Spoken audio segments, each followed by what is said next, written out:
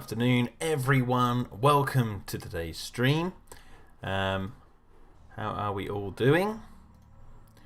We've got Titan of Serpents, never not so clever at this. Gary, Big Shark, David, welcome. Everyone's already here. Nice and early, that's what I like to see. Okay, so today we're going to be doing a different Dino-Defenders. So, what I want to do really is keep two basic versions of this guy, because what I want to do is keep the eye line right. We're going to do the one that he hisses at.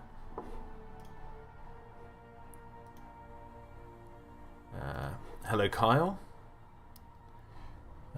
Yeah, we're going to do, so if you can see this one's a good one to keep because the eye line's right. So I'm going to find one that matches that eye line eventually. And then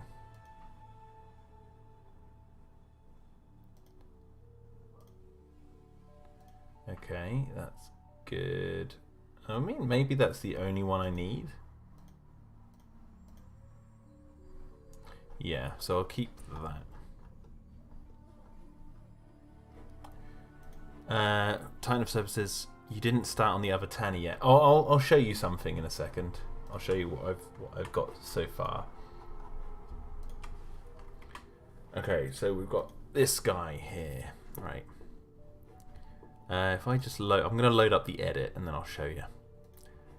I can actually show you in Photoshop. Actually, I made a walk cycle. Here you go. And because it's green, so I took the Dino-Defenders we already have and I made this walk cycle, and that's what I used for the two background ones I've added in.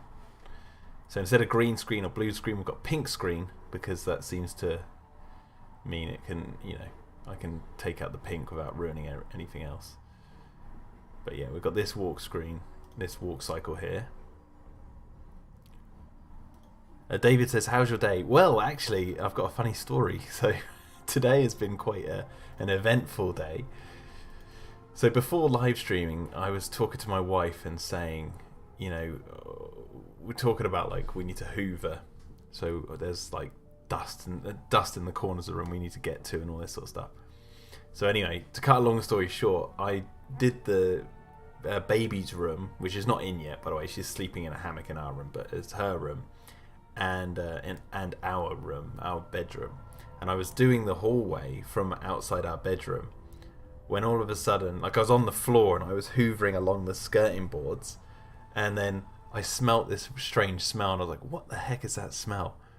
And then I turned around and we have a little we had a little Henry Hoover, like a little red one with a face on it. It's called a Henry Hoover in the UK. I don't know if anyone knows what that is, but a little Henry Hoover, very reliable Hoovers. But anyway, not today, because I turned around and there's this bellowing smoke coming from this Hoover and just filling our bedroom with smoke. And I was like, oh my God, he'd basically set on fire. So we took him down to the dump and then threw him away, and we're going to get a new Hoover soon, and then I can finish the rest of the house. But like, my goodness, like, that was so funny. I said to my wife, it was like I went and then I turned around and it was like, it's like this little smiley face looking at me, but it's like smoke rising from him. It was so funny. Anyway, so let's go over to editing. So you can see here, this is where I'm up to with this edit. No, I haven't found the old stream, Big Shark. I think that may have been lost to time. Thank you very much for the $2 tip as well. Thank you very much. So anyway, yeah, so we've got this Dino-Defenders walking here, and then in the background you can see two emerge, and they're two of the same walk cycle. But then now that means we've got three, you can see there, you got three Dino-Defenders. Three Dino-Defenders in the shot. How's that? Looks good, right? Titan of Serpent says, is it one of those little automatic vacuums? I'll see if I can find a picture of it.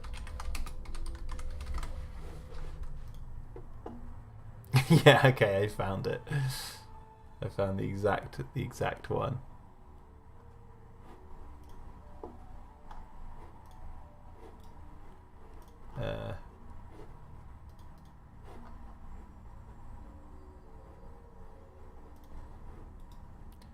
Copy image. Let's go back over to Photoshop.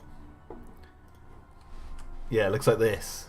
So I basically looked back in my bedroom and I saw this little face looking back at me, and then all I saw was this. All I saw was like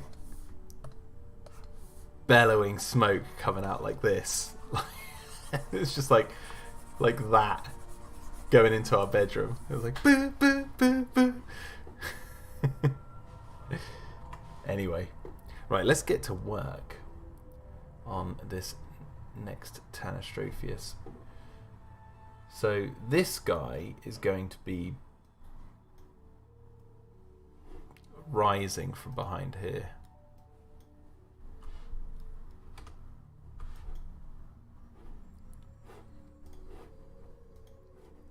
And what's going to be cool about this Tanistropheus is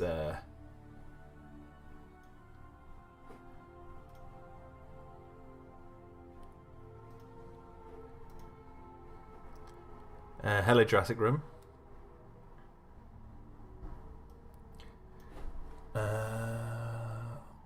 Okay, layer new. So what's going to be cool about this Tanistropheus is I'm going to change the colours a little bit. So we're going to call this 2. We'll call this 2. So 2 1. There you go. 21. 2 1. Not to be confusing, but okay.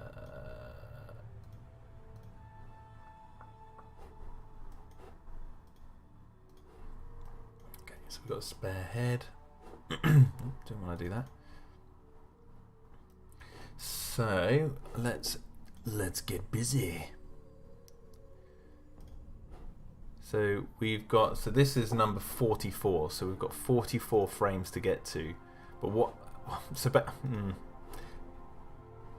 well, you know what? Actually, maybe I'm thinking about this the wrong way. Maybe I need to draw what the Tanistropheus should be looking like when this guy's hissing at him, and then work backwards. So let's just do this.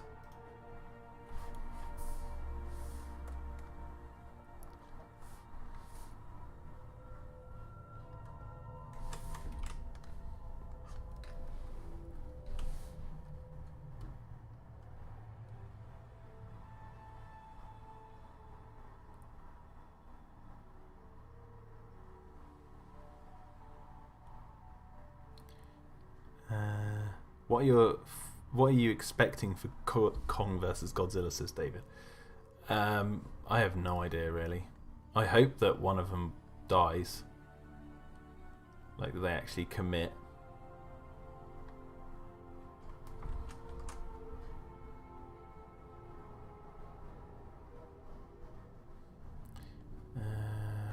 Maybe I need to open up the Tanistropheus file. Just want to get this head shape right.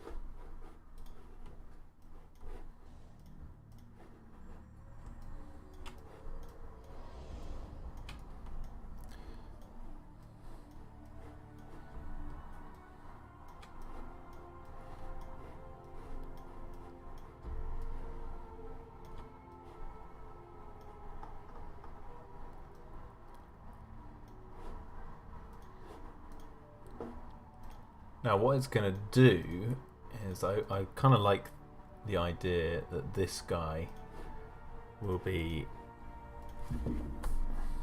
growling.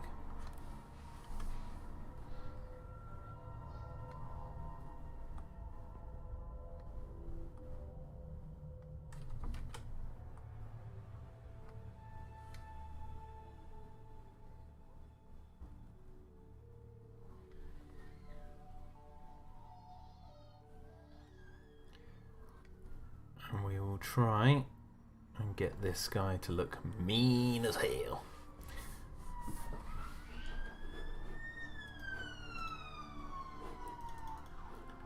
So let's get... This is going to be really interesting because I'm going to start from the middle, essentially, and then work backwards and then go forwards again.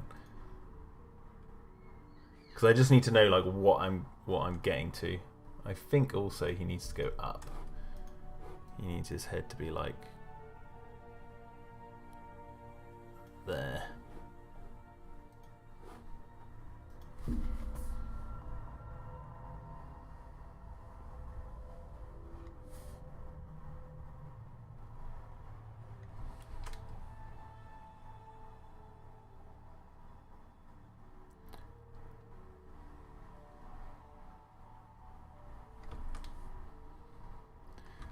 Gotta get his neck right.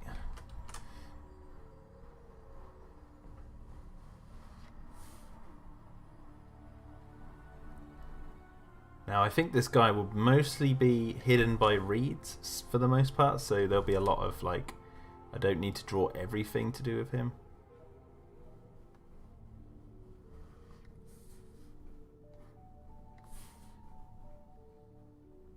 At the moment, anyway.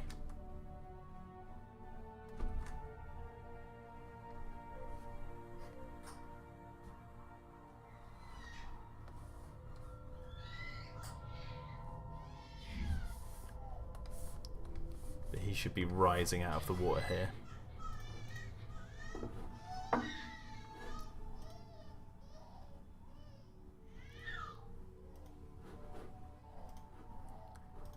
Titan of Serpent says, "Did you see my Mega Raptor drawing?" Yes, I. Well, yeah, you sent it to me on Instagram, right? In DMs. It was you, wasn't it? Yeah. Yeah, I think I posted it in my Instagram story, man. It was great. I've got it saved because I've got a folder called like fan art. So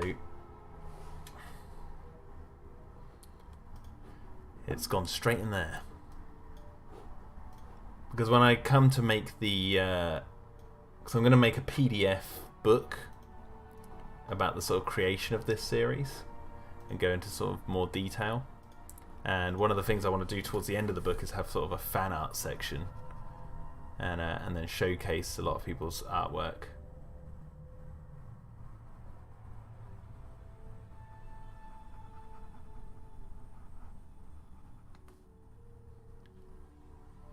Gary Fife says, in universe, why is the bottom jaw ahead of the upper lip? Well, they did it for the Indominus Rex. And they do it for a lot of monster designs because it gives this sort of brutish look to the character, kind of like a lower jaw, like stuck out, like it looks it makes him look more dumber and something that you can't bargain with.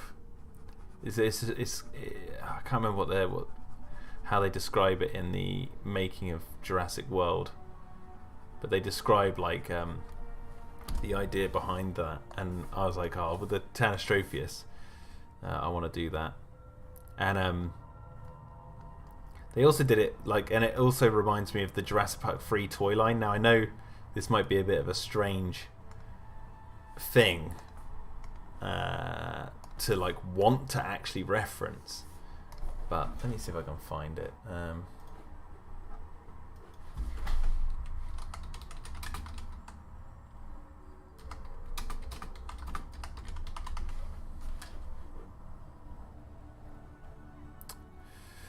Where is it? Yeah, that's it. No, that's not a big image. Wait, what type is that?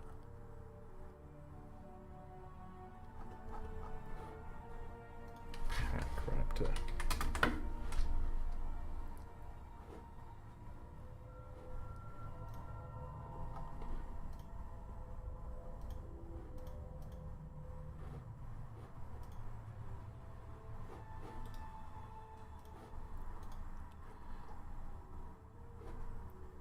Yeah, there was this. So there's this Jurassic Park 3 pack raptor, like a toy. Just found this on Google, and you can see, look at his bottom jaw. And I know that like it looks a bit stupid for a toy, but I thought for the Dimetrodon, for the Tanistropheus in this series. I kind of liked that look. It kind of looks messed up. So that's why I'm kind of giving them this look of like, I don't know. They're not completely right. Hello, Mikey.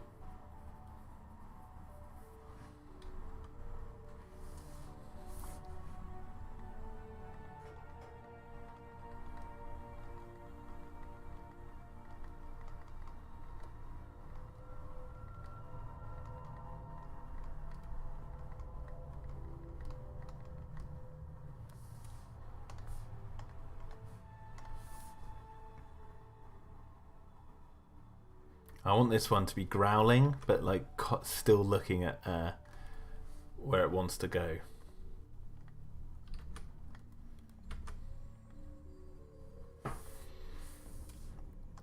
Okay, so now... Hello, Freaky Boy John Dog. Freaky Boy John Dog has entered the chat.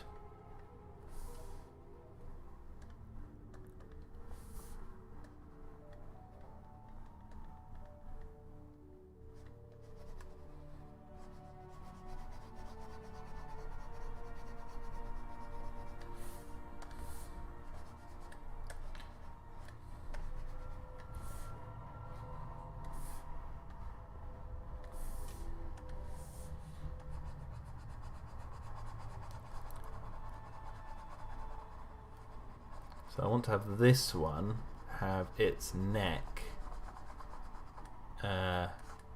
turn blue at a much sort of higher position.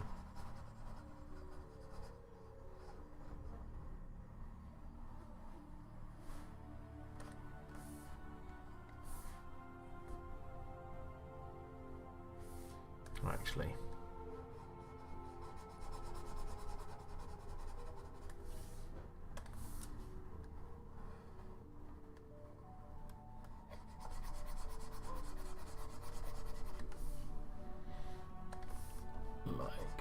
so you're not really going to see that anyway. Freaky Boy says, been watching the Alien and Predator films the past few days, and I genuinely think Alien 3 is just as good as the first two, if only the theatrical cut wasn't so shoddily edited. Yes, I 100% agree. 100% agree. It's a vastly underrated movie. Titan of Serpent says, I was trying to draw the Megaraptor in the style of Primal, but I'm not quite sure how well you can tell. Let's have a little look. See, could I can tell, man. I'm looking at that. Yeah, you've got the claws, the curved claws at the bottom, and the thick outlines. Yeah, I can tell, man. That looks good. That looks great. So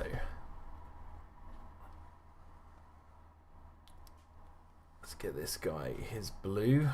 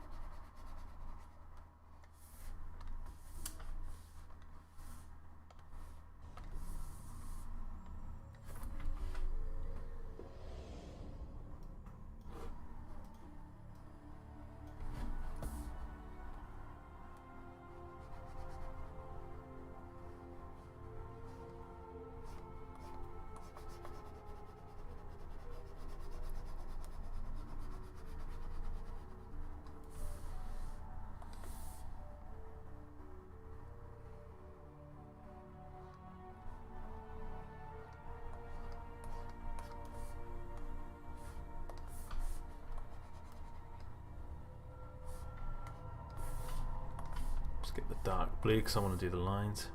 Gary says, planning on doing any videos on Primal, like POVs or anything like that?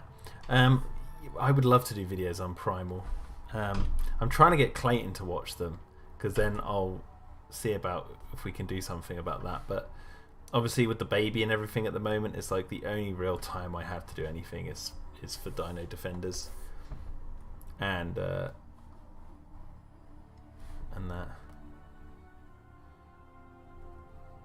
Oh, and again, Big Shark, I haven't forgotten about your picture, by the way.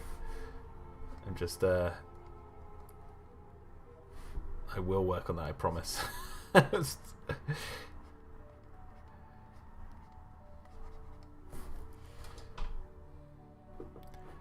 Okay, so we've got this guy here. There you go.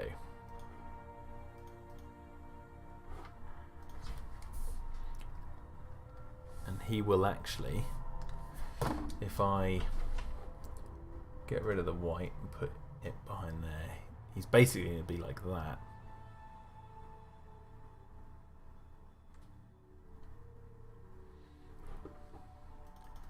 So now what we're going to do is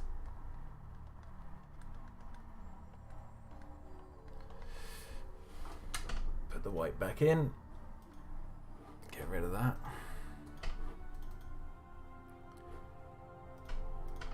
Right, so this T21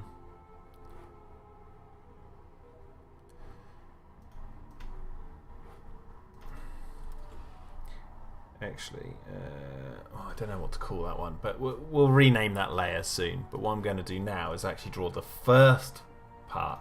So this technically should be 21. This one should be, I don't know, 215. So okay, so we're going to draw number 1 again now. So again, if I draw his little head,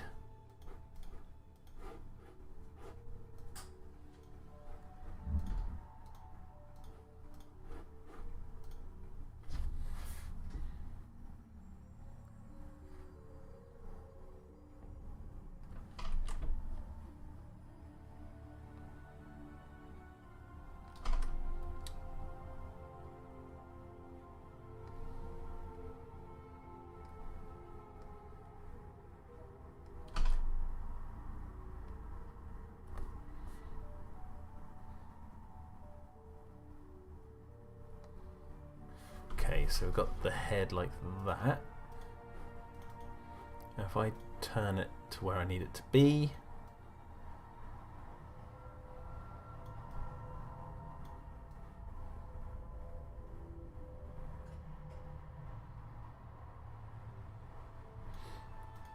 which is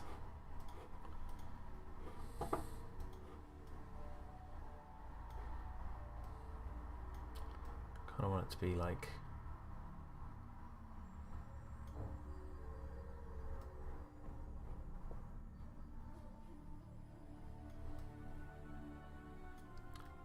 between those reeds like that. Okay, so now I have to work out where his body goes.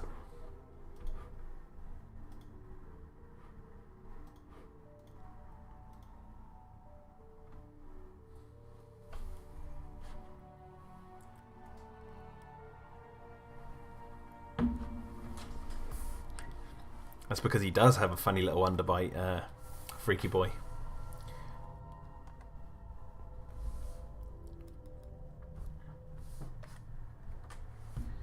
Okay, so now, if his body's in the same exact place, but his legs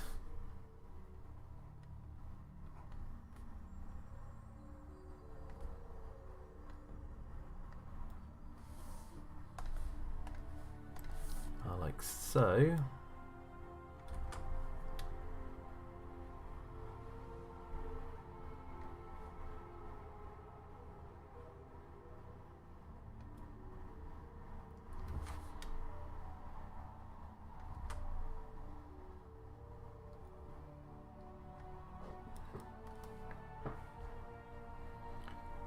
Okay.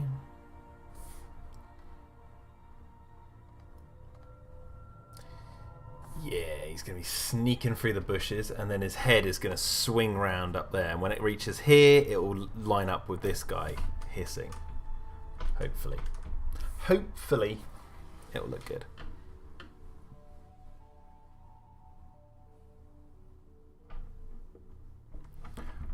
Waffles or pancakes, says David. Oh, that's a tough one because I love both. Probably going to have to say pancakes.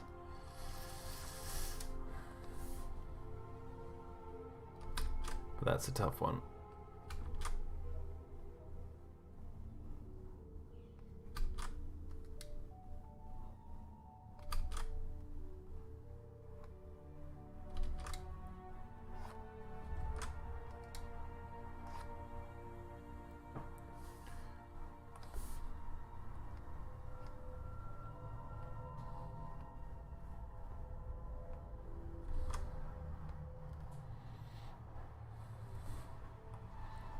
body might be a little bit too saggy in the water there.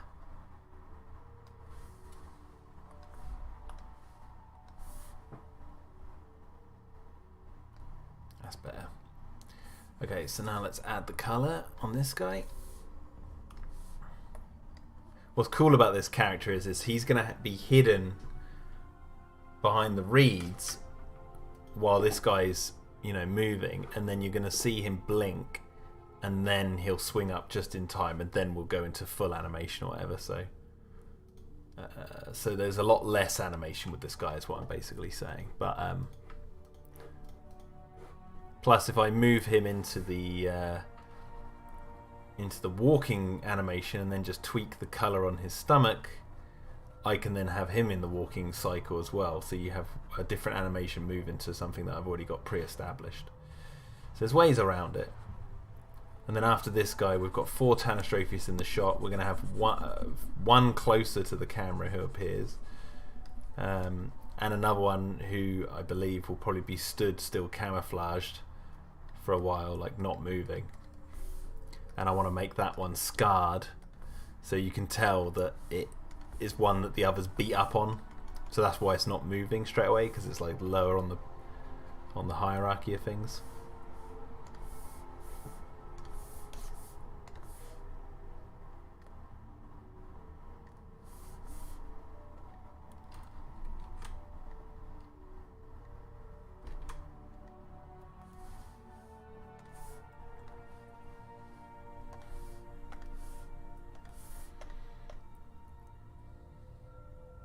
Titan of Serpent says, have you received any fan art of any of your other creatures, or has it just been of the Megaraptor?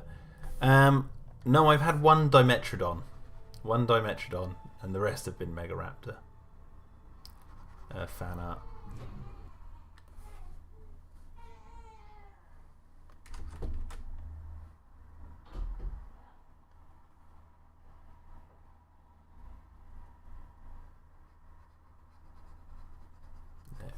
Right, let's get some music on.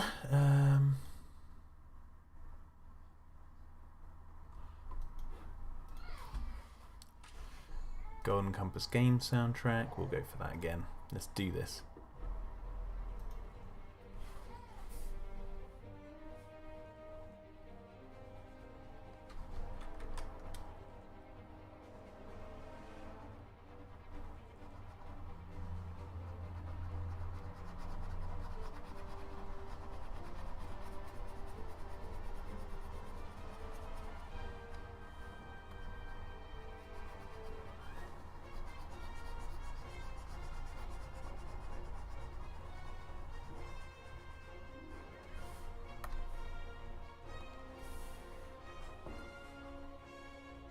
Never Not So Clever that says, do you like the animated Emmerich Godzilla cartoon? I own it, yeah, I do like it. I haven't watched it in ages, but I've got the entire series on DVD.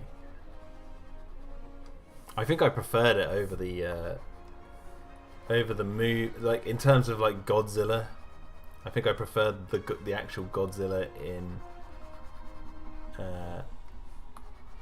the cartoon in terms of his abilities.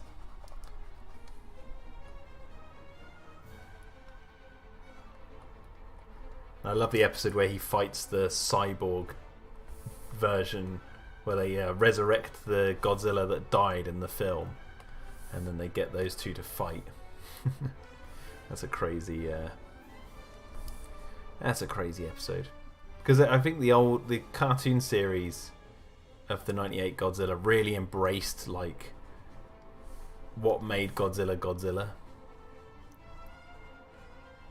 And while I appreciate the '98 film being like, I don't know, like a Beast from 20,000 Fathoms type movie, the problem they had was calling it Godzilla, because it's a different type of Godzilla. I get that, you know, because it's like based on a mythological sea dragon or whatever. It's like they've changed the origin of Godzilla, and I really appreciate and can respect that they wanted to do something different.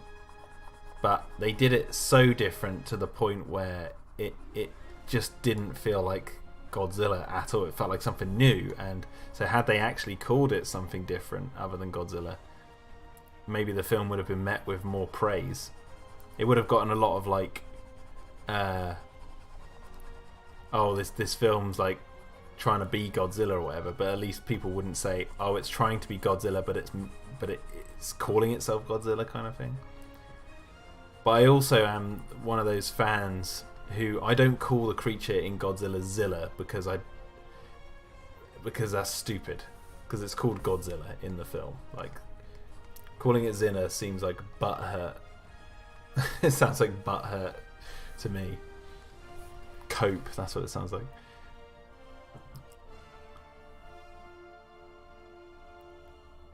Big Shark says, is this Tanny going to be damaged? No, this guy isn't, but I'm like I said a minute ago, I'm going to draw one that is damaged.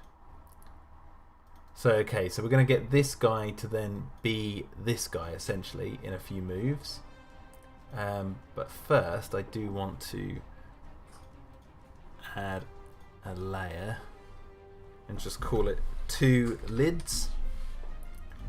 So this is going to be like the eyelid of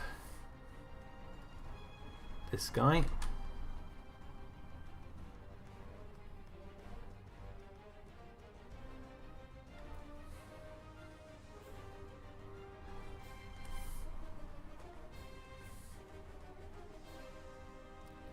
Monster of Monsters says, in Godzilla Final Wars, I believe G98's name is in fact Godzilla, is Zilla. So, okay, legally speaking, that Godzilla in Final Wars is not the same one because they didn't have the right. Well, they didn't have the rights. That's why they called it Zilla, because they couldn't call it Godzilla. So basically, Zilla in Final Wars is a.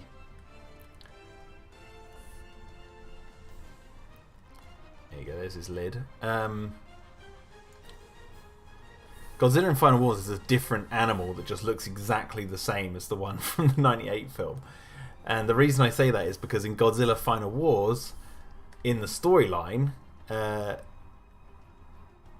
talk about how Godzilla attacked Tokyo in 1950s because it's like a sequel to the original or whatever. And in Godzilla 98, the American film, that they never talk about a monster attacking Tokyo in the 50s or anything like that. So it ain't canon. They're not canon with each other. And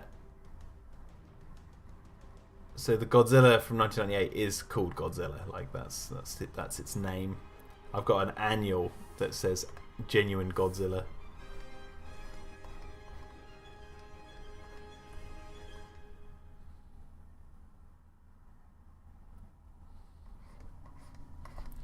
I'm just going to add the ripples around this guy. I'm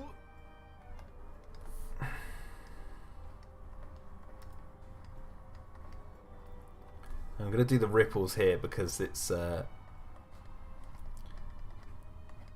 not going to really see this, so it's like might as well just get it done now. Okay, so now what we're going to do is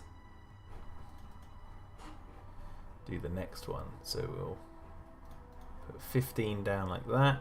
We'll put 1 down like this.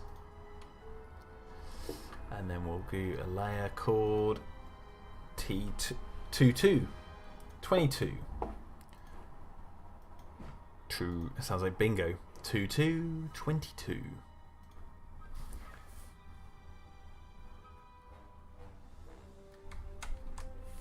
And then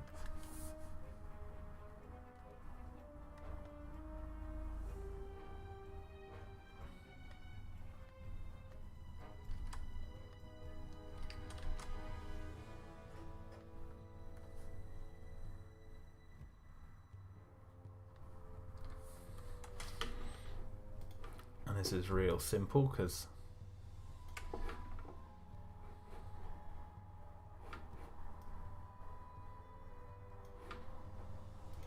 okay, where have the colours gone? Let's move those over here so we can actually see them.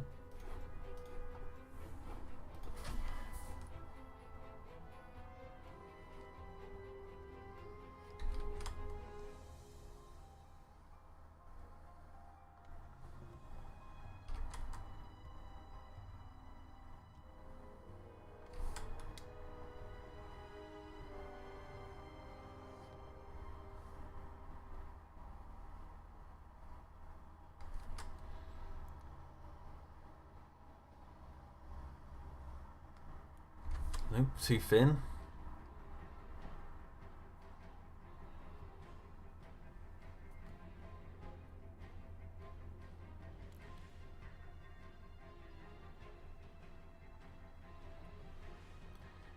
Gary says, how would Jess react if she sees this? If she'd seen these guys at the beginning, she would be amazed. If she sees these guys now, she might be a bit horrified.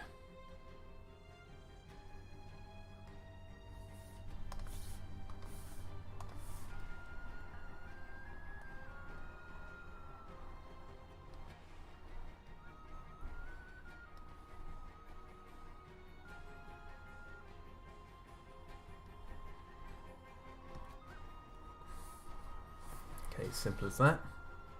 Oh god, I've just drawn on the bloody colours layer, didn't I? Copy, delete, paste, put that under 22, move that down into there, and then paste, there we go, so. Okay. Oop.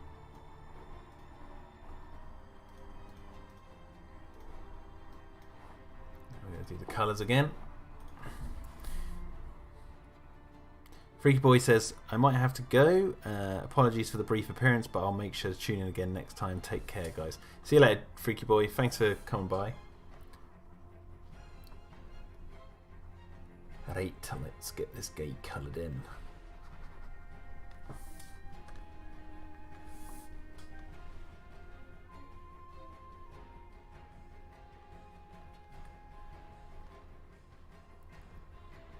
So there will be. I was going. Can't talk today. I was going through my notes on episode 4, and I was comparing what I have planned to what backgrounds I've got completed, and what work needs to be done. And once the Tanastropheus sequence is done, we're actually going to shoot through a lot of the frames, because it's a lot of character stuff, but it's also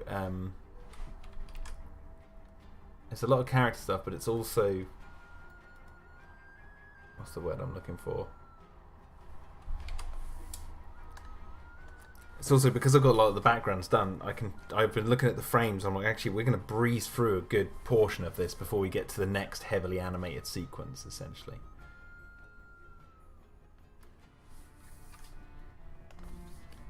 Which is going to be nice, but a lot of them are going to be blurred for spoilers. So I'll have to apologise for that. There'll be a lot of streams where it'll literally be just my face and a load of blurred. Oh god, what am I doing? I'm messing up today, aren't I?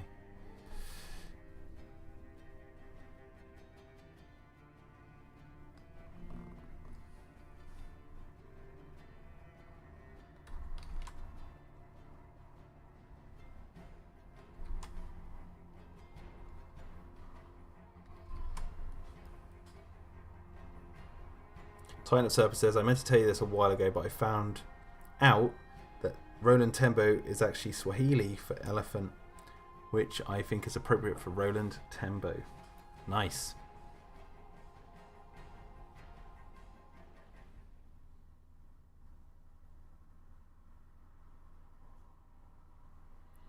Big Shark says, I think they're free to leave at any point. This is just tan 15 pag. It is big. He's saying that because Never Not So Clever at This said, are the Tannies out of their pen at this point? Their pen is destroyed. They're free to leave, yeah.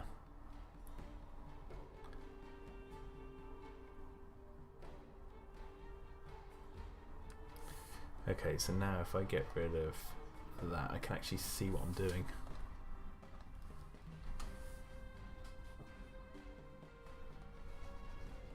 What are your thoughts on Lovely Bones? I haven't seen it.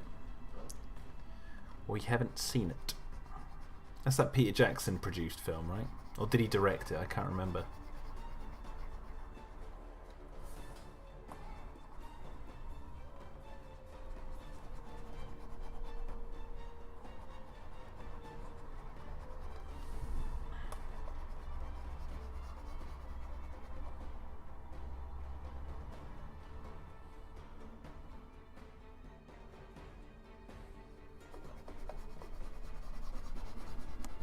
And the good thing about this guy is there's going to be a lot of motion blur as well.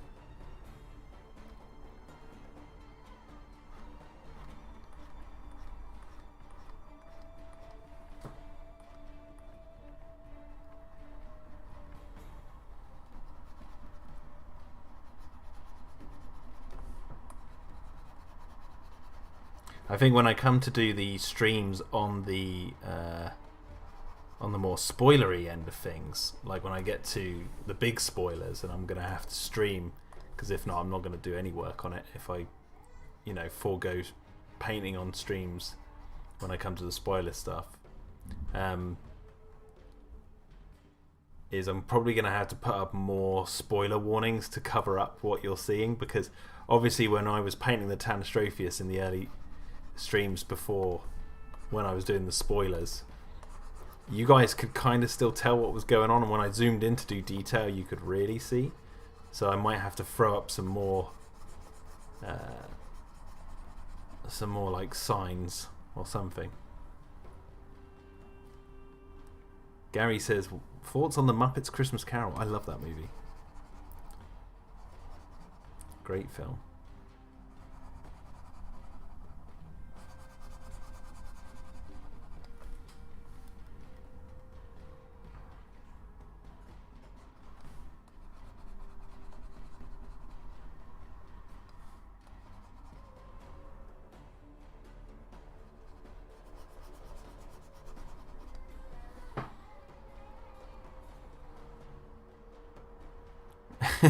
Never Not So Clever at This says, I would just like to give a shout out to my good friend Nate Erie. Oh yeah, our good friend Nate Erie. We love Nate Erie. Can't get enough of that Nate Erie. Hello Krask, he says, sorry I'm late. Morning routine got in the way. No worries man, you're here now.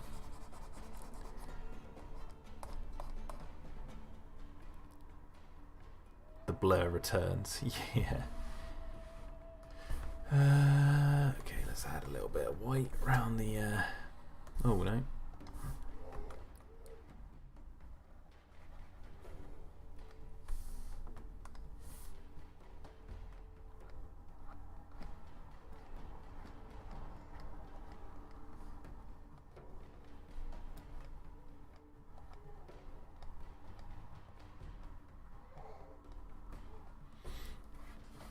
Okay, so now we've got that. So we go from this to that. And this one we're actually going to filter. We're going to go to blur. We're going to go to motion blur. Now we want to actually put it sideways. Like so. Like that. Okay. So now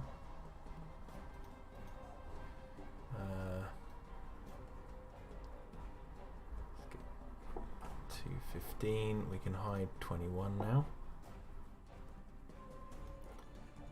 Okay, let's get 22. We'll take the opacity down on that. Let's go new layer now, and we want 23. Yeah.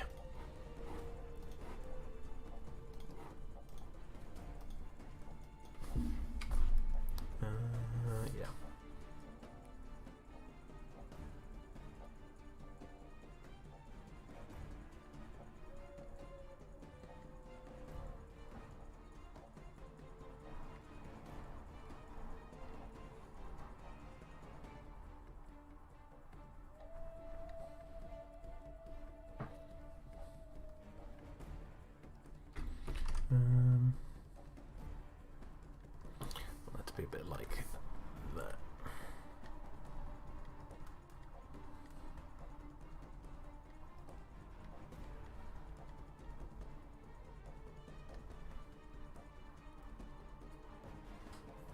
Oh, let's open this.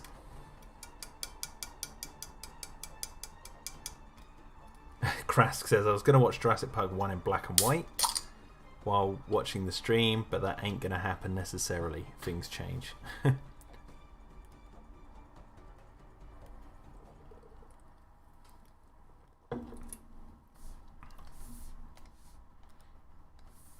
Have you watched Peter Jackson's King Kong in black and white?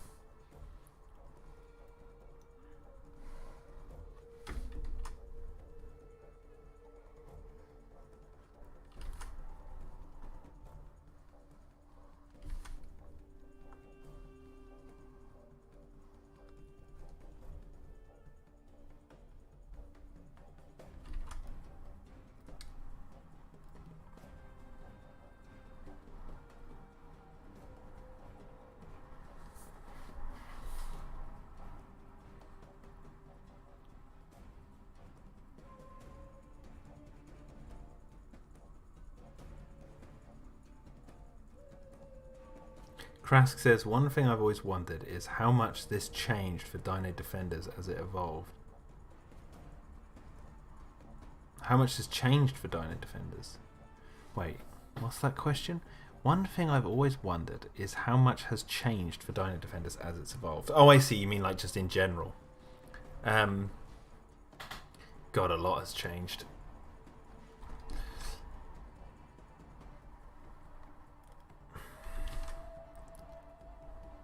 See, that's one thing I'm looking forward to getting into once the series is finished, is like talk about the process. About like all what happened in the making of. But yeah, there has a lot changed. There's quite a few things that have changed so far. Like I was gonna have in episode 2, there was gonna be a scene where Mia takes Jess up to the top of where the waterfall is so she could see everything from the top. That didn't happen. There was going to be a scene where they went swimming at one point, but that didn't happen.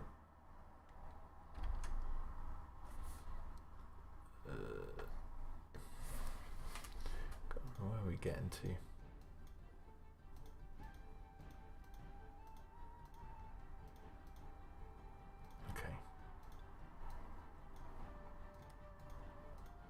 There's a lot of differences. The ending of episode 3, where the tower was always going to fall, but the way it falls was different, and I don't want to go into that because it might spoil some stuff for later. But the way it was going to fall was going to be different.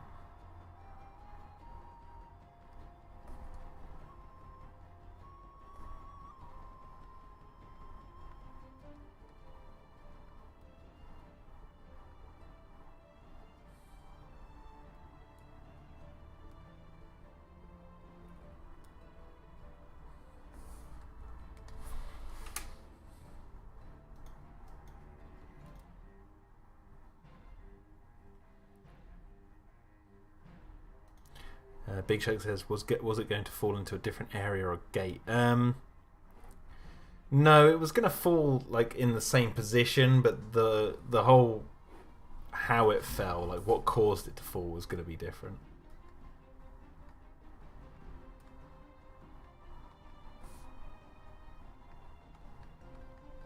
Well, let's say, actually, tell a lie. It was what caused the helicopter to fall in it was going to be different. To cause the helicopter to fall into it, sorry. That was going to be different.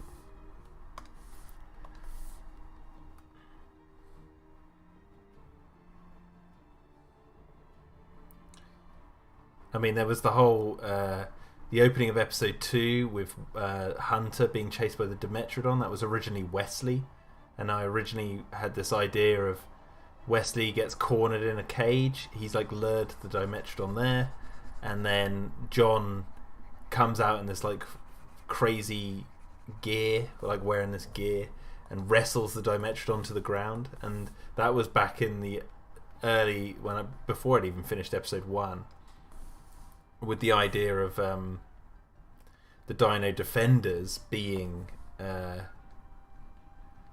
something entirely different to what it is now.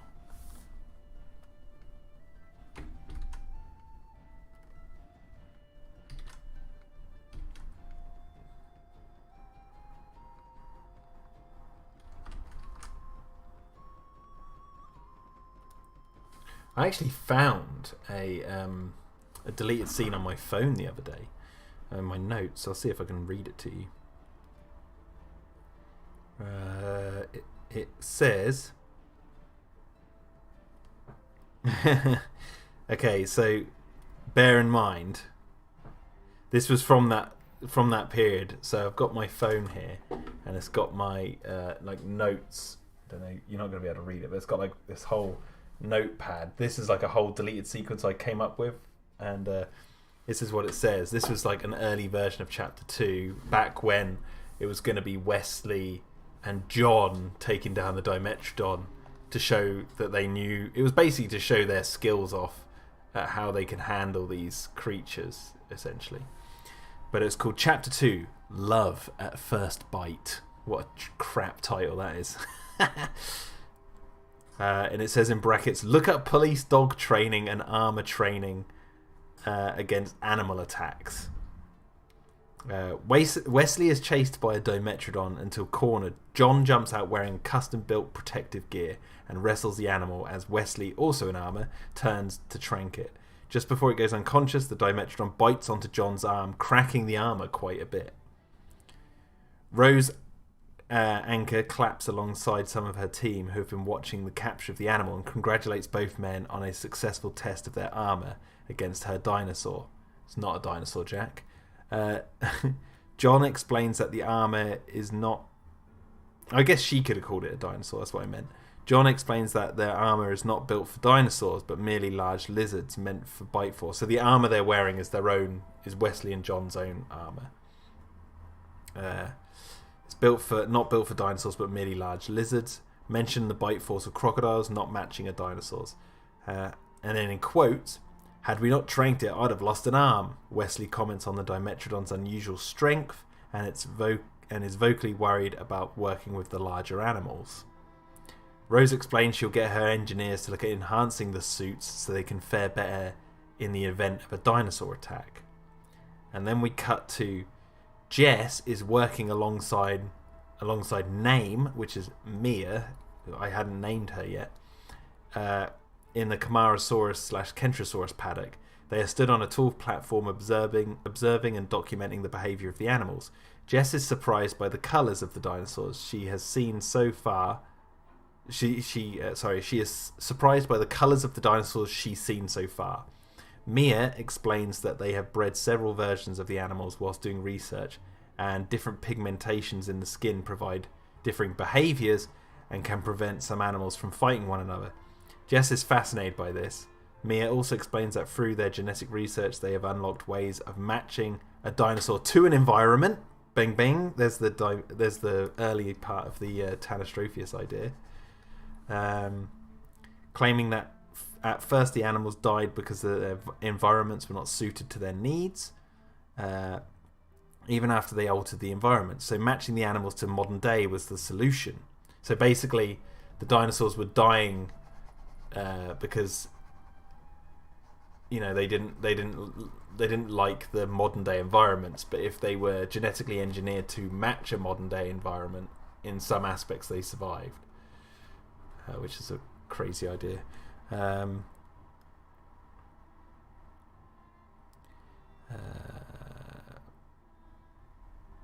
Claiming that the first dinosaurs died because their environments were not suited to their needs, even after they altered the environments. So matching an animal to the modern day was the solution. Jess queries this by claiming they're making new animals which are not real dinosaurs. Mia explains that their research isn't focused on making real dinosaurs, but unlocking new scientific and commercial frontiers via prehistoric DNA and their manipulation of their genes. Jess seems concerned by this. Commercial, she says. I thought the work here was purely academic.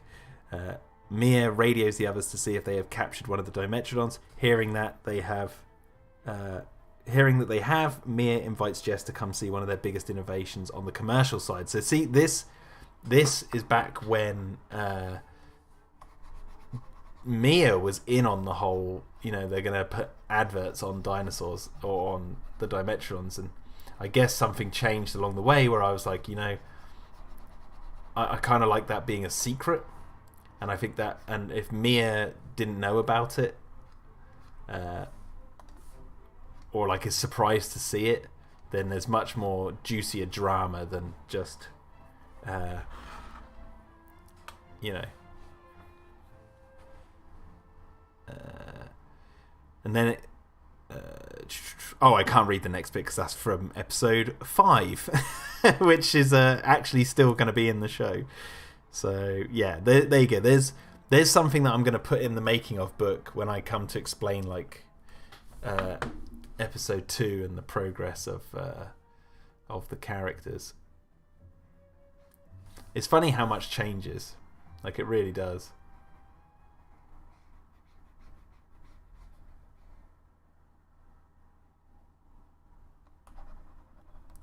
But yeah, there you go. I hope you enjoyed that. That was a little look into...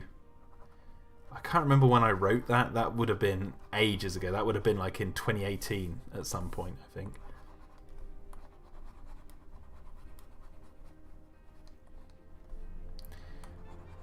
So like the it was only during the production of episode 2 where I finally locked in the idea that where I wanted to take the rest of the episodes, like properly, because I said this on previous live streams. Like originally I was just making up a lot of this as I went along, and a part of me is still kind of doing that, but I kind of knew where I wanted the series to end at the beginning, in terms of like what's happened to a lot of people, and like a sort of overarching result for a lot of the characters. I kind of knew where I wanted them to go, but the actual story of like how they got there, that was where I was like, oh, I don't know. I'm gonna have to sort of see where this takes me, and I'll see where I end up. And then it was sort of during episode 2, during the making of episode 2, where I got this idea in my head, and I was like, which will be revealed in episode 4. But I got this idea in my head, and I was like, oh my god, that's it. That is exactly what I need to do for this series.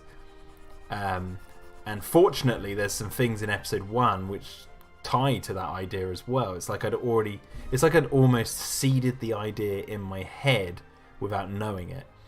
And then when it came to me, I was like, oh, that's too good, and it fits the title of the show, and it makes so much more sense, and it makes it completely different from any other dinosaur media that I've ever seen. And it will hopefully make Dino-Defenders unique. So I like all these fish emojis when I'm like teasing like teasing stuff. It's like I'm leaving bait out. Mikey says, I think Mia knowing about the Dino adverts might have affected her friendship with Jess. Yes, exactly. That's one of the I was like, no, Mia shouldn't know about it. It's more interesting if someone who technically works at the Petri dish doesn't know about this happening.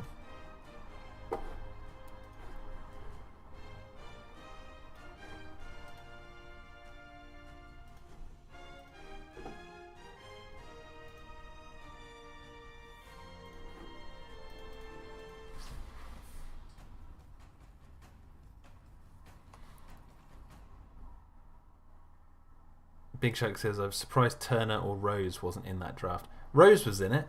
I mentioned Rose. Turner wasn't in it at that point.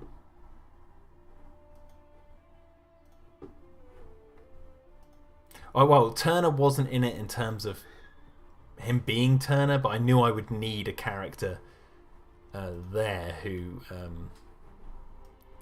would be in charge of all that. So I knew Turner would be in it, but I hadn't like named him or designed him yet. Oh no, tell a lie, I had designed him. He was called Harold. Where's my book?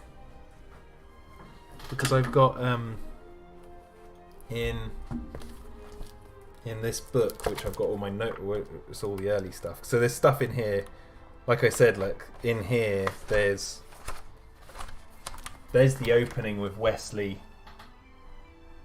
Oh, wait, maybe I need to bring this up. Ah, there we go. So in this version, this is the storyboards of Wesley getting chased by the Dimetrodon, and it has the shot of it roaring like in the show, and then he gets cornered, and then That's when John comes out in the gear, just like that, like what I was writing. And I even... So, the 12th of November 2018 is when I came up with the Fizz Milk logo on it. So you got it like that. And you got John wrestling the Dimetrodon. And Wesley going to trank it. And then there was that concept for that, the suit, which I didn't like in the end. But where is it? I've got it written here somewhere. So there you go. Here's the early designs. Site Manager Harold. That was the first drawing I ever did of what would be Turner. And there's Bill and Hunter to begin with. But that, so this must have been like 2018. So I did draw him ages ago. I just yeah. And here's a funny idea. So you know the two pilots in episode 3? There's that like bearded pilot. He was going to be one of the main characters. I designed him early on.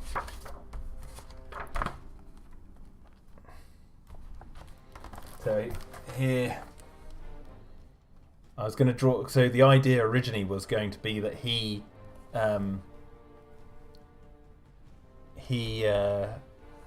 survives somehow. Survives the helicopter crash and then becomes a character who's there. But then I was like, no, I don't really know what to do with him. See, like I was even like drawing like body shapes and trying to get him down. Like I was like really gunning for him to be like a character who would be there. There's even a shot here of me planning him being chased by the Megaraptor, like the pilot character.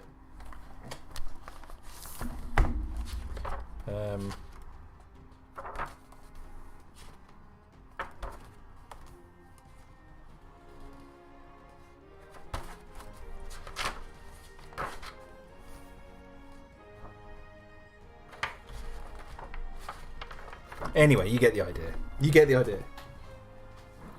Lots has changed, and a lot more has changed that you guys don't know. But that'll be for a conversation after episode 4 is released. So 24. 4. Well, actually, we can use the head, can't we?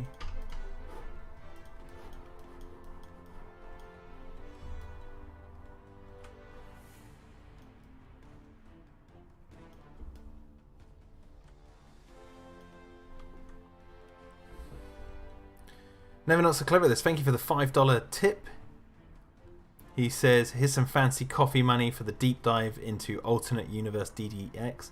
Did Bearded Pilot become security monitor guy?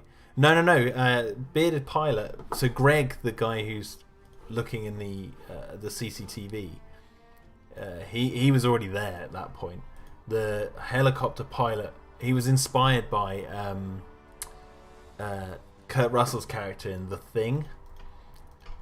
You know, like the pilot who doesn't really have any ties to everyone at the base, where he does his own thing. But the idea was like he was going to survive the helicopter crash and then become like the hero who saves everyone or whatever. But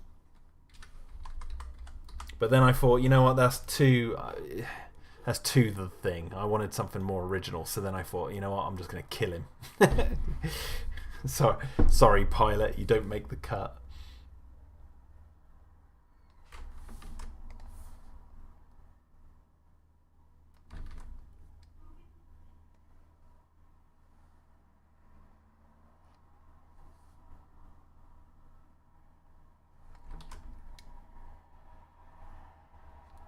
Hello, Matt.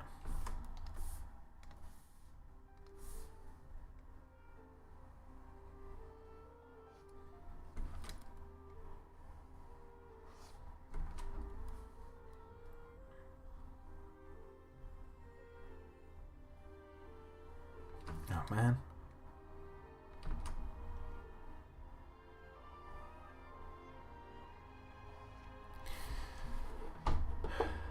Does that work?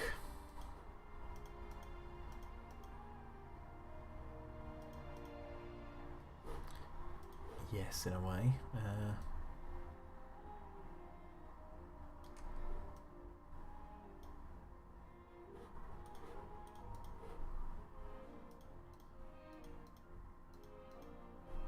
Yeah, that's better.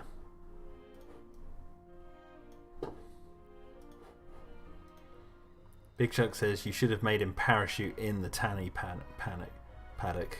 Oh, well, there you go. There's an idea. He survived, only to be eaten like straight away. Never not so clever. This is Dino-Defenders Extreme, starring Kurt Russell as Nameless Pilot 2. Hello, Lewis. I have good news. I finally passed the exam, so I can enter university. Congratulations, man.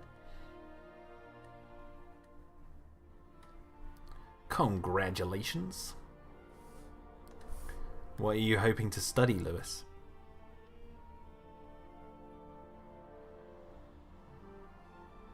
The monster says, no resurrections this time, bearded pilot guy.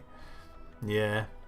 See, that's the thing. It's like, it's so funny how like I have all these drawings of this character who almost became one of the mains, but he didn't make the cut.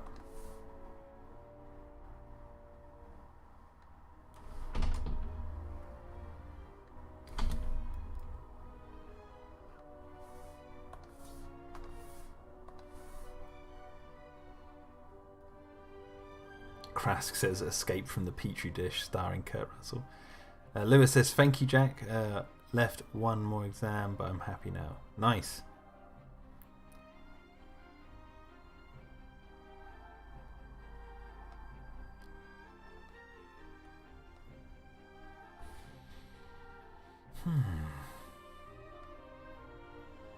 Nitiri.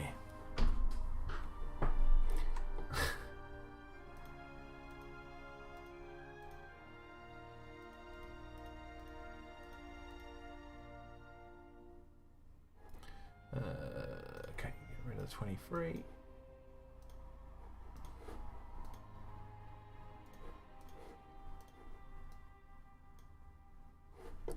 You wait till you guys see all the watercolor. Like when I talk about the behind the scenes stuff, you guys wait till you see all the watercolor backgrounds. My God, there's so many.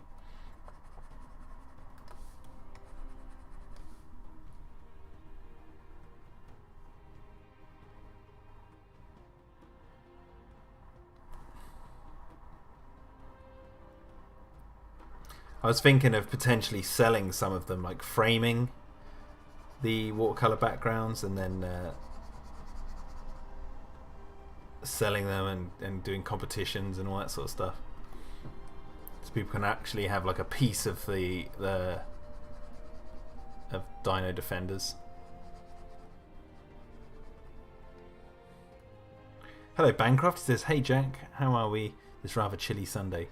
I'm doing good, man. Doing good.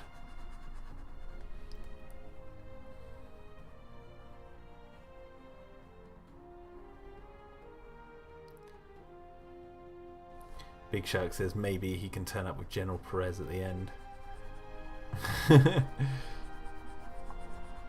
General Perez. General Perez will be in, like, not the General Perez for copyright reasons, but someone who looks insanely like that actor will be in this. Will be in episode 5. That's something I can actually give away, a spoiler for episode 5.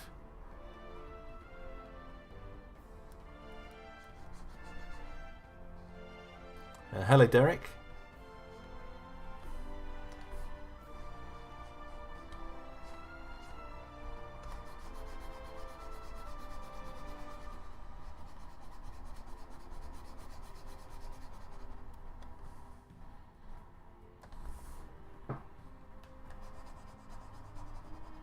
He can billy it. I rescued your beard.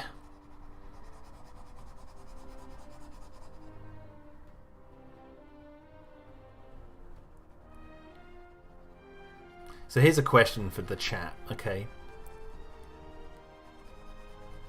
Obviously, I'm not going to answer any of this, but who, out of all the characters who are left, who do you think is going to ultimately survive? Like, who do you think is going to get out of this situation alive? Give me your lists. I want lists. I want names, damn it.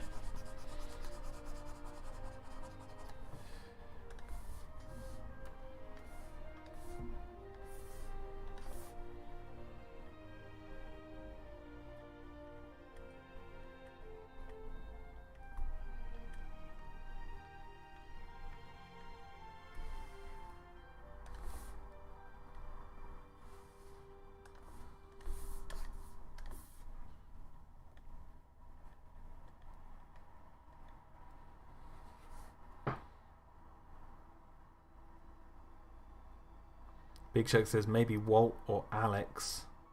Mia, Jess, and maybe Kate. Alex? Sorry, Big Chuck. Who do you mean? Who's Alex? I don't remember an Alex being in the show.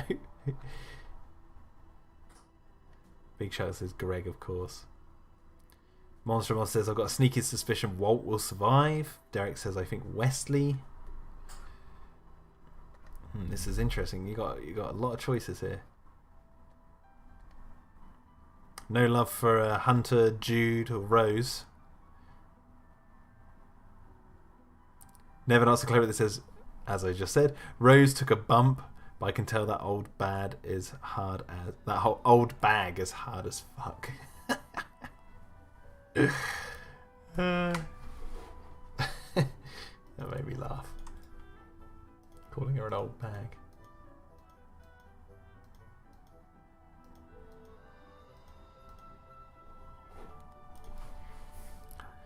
Mikey says, I think Wesley, Jess, Mia, and Kate will make it. Walt gets munched last. Oh, so interesting. Oh, God, I can't wait. I think my favourite moment, and this sounds like kind of obvious, but it really does. I think my favourite moment in this, in doing Dino-Defenders, is the premiere nights, you know, where it's like got that YouTube countdown or whatever that is, that bow, bow, bow, bow, and I can see people coming in the chat, and then the chat basically just goes completely silent while the show's running. Only a couple of people will say some things. I think I like that. Okay, I don't even know if we're going to see that claw. I'm doing all that detail, you can't even see it. Okay.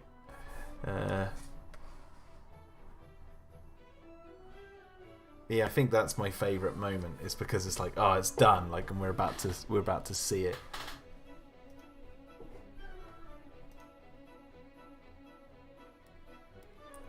Big Shark says Wesley might make it. Gary says Mia and Jess should swim together. Wait, is it pronounced Maya or Mia or both? I say Mia, like M-E-A-H. Oh, he says, but Maya sounds better. No, I say Mia. Mia. Mira. Nemiri. Krask is a new animating, but seeing multiple heads of the Tanny makes it look like a Hydra. Mm-hmm. Do-do-do, the Hydra.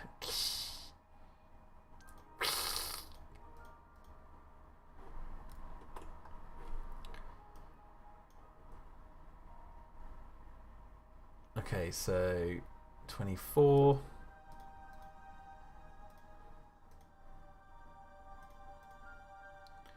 And then what's funny is we're going to reverse the heads. Did this last time. But this head is now going to go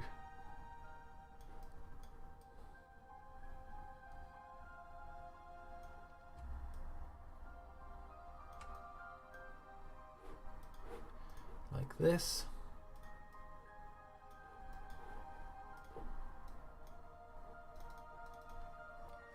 This will be 25.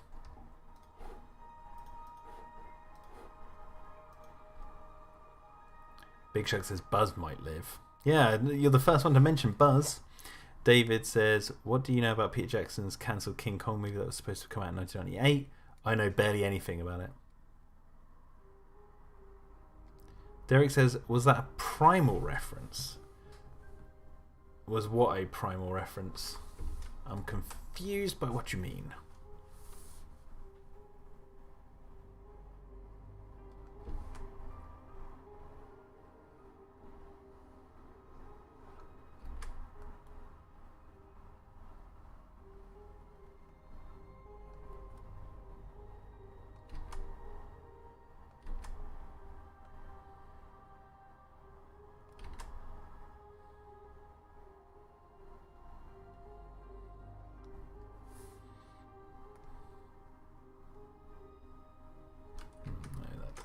Does it?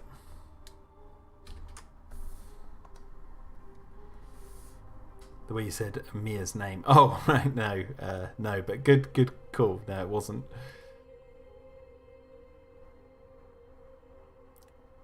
Bancroft says Jason the Argonauts vibes. Big Shark 9000 says, I totally forgot about Hank and Victor. Victor might sacrifice himself, or maybe Hank. Gary Pfeiffer says, did you guys know that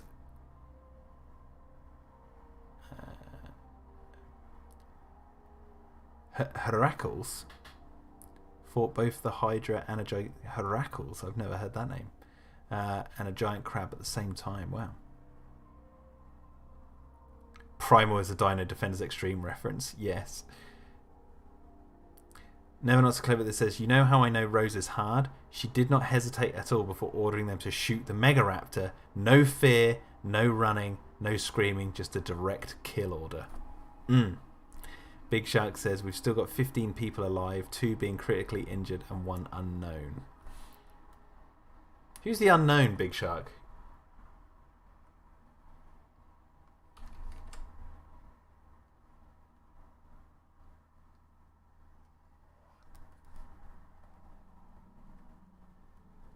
I love it. I'm asking you and I made the show. Ruby, he says. Ruby got crushed. Dead. No, well, it's... La da da da da. Let's draw this Tanastropheus.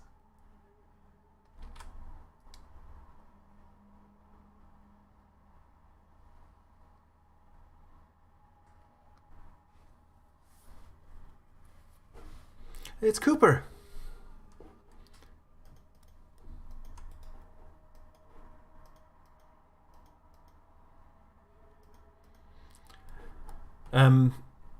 It's funny, I actually came up with a... So, here's a little insight into the behind the scenes of Dino-Defenders. So, I knew where I wanted to end the series in terms of who lives, who dies, all that sort of stuff. But the one thing that I was actually kind of stuck on was where to actually end it, where to have the story finish. And there's a plot line in this show that I knew I wanted to have at the end, at the very end. However, it still didn't seem as strong enough for me. So the other day I was thinking long and hard about how I'd want to do an ending. And I actually did come up with a whole new, completely brand new final scene for the show that I think will be quite surprising for a few people. And I'm really looking forward to doing it because it's going to be totally aesthetically different to the entire rest of the series. So I'm I can't wait to get to... I know I can't wait to get to that because it's at the very end, but I also can't wait to get to it because it's going to present some new challenges right at the last second. And I also think for where I am in my life and sort of what Dino-Defenders represents for me in terms of where I am in life right now at the point that I'm making Dino-Defenders, I think it's a very, very appropriate ending. And I thought, you know what, that'll be nice and sweet. Nice sweet ending to the show to make you go, ah, yeah.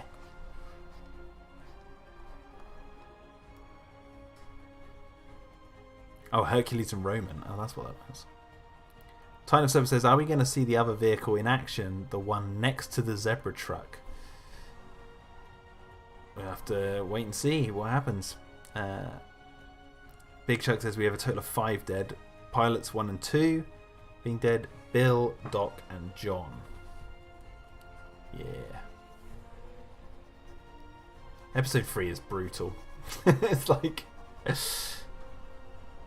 You also forgot Kevin, Big Shark.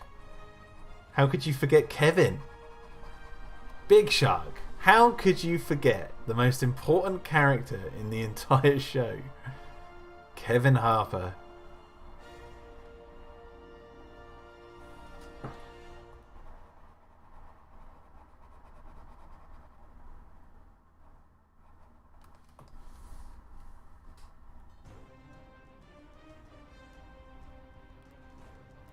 So 6 dead.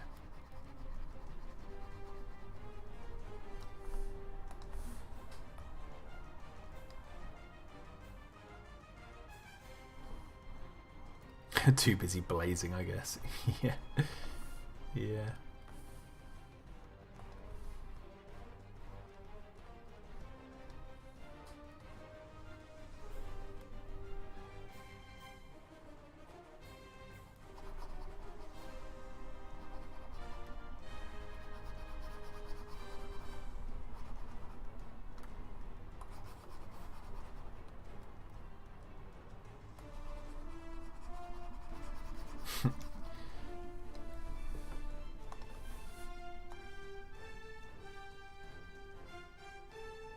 Big Chuck says it's funny how some people thought John was going to be like Grant. Yeah, I know. I can't. Who was it who would come to the streams? I think it was the Diamond Spinosaurus. That guy. I don't know if he's changed his handle on YouTube, but he was calling him like knockoff Grant or something. And I was like, you have no idea how much he's not Grant.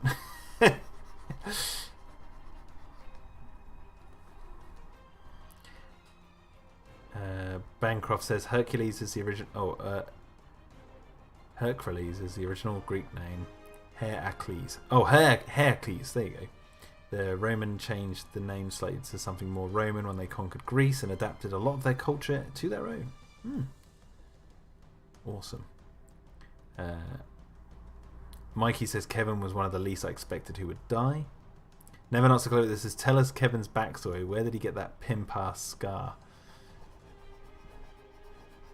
I mean, I imagined when I drew that scar, I was imagining that he got that on an engineering job, like when he was building something.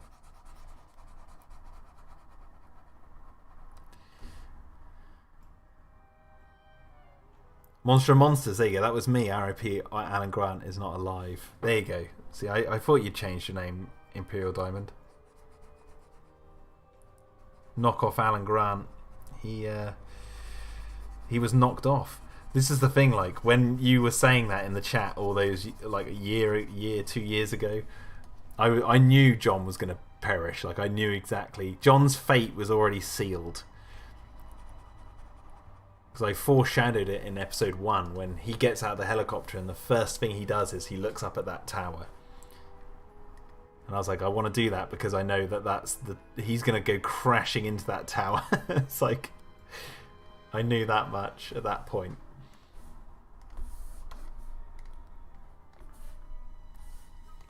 So it was just funny. I was like playing along and, oh yeah, knock off Alan Grant and all this sort of stuff. And even, I think I even used the Alan Grant action figure from Kenner to like do a couple of poses for him in a few like a couple of shots. I'm adding all this detail, but I don't need to because the reeds are going to be in the way.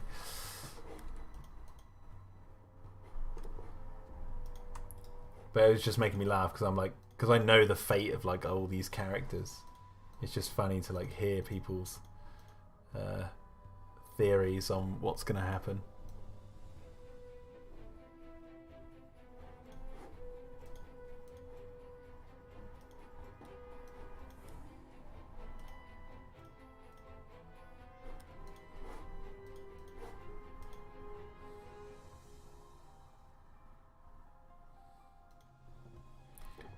Okay, so let's get rid of...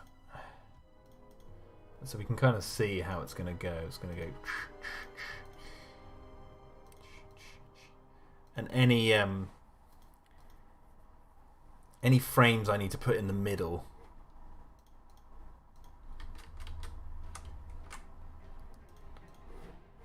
Like any frames that I need to make up in between, I can just do separately. But I'm just sort of doing the main...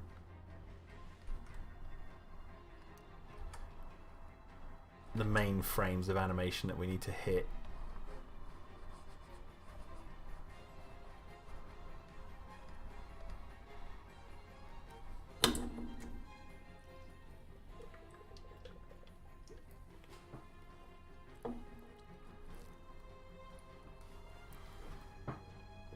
Big Chuck says, I remember my original name being Master of Bricks. Oh man, yeah. I remember that. Was it Master of Bricks 7580 or something like that?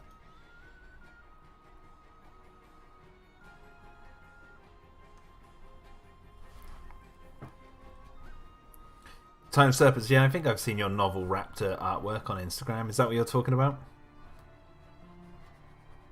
I think I'm not going to add motion blur to this one.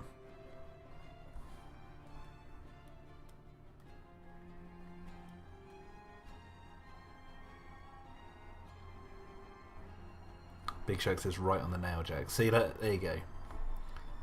See, I keep track. I keep track. I'm not just some blasé guy sitting here not paying attention to his audience. I see everything.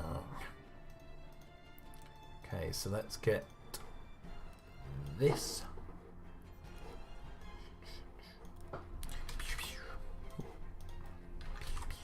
There we go. Put this one above that. We'll call it 26.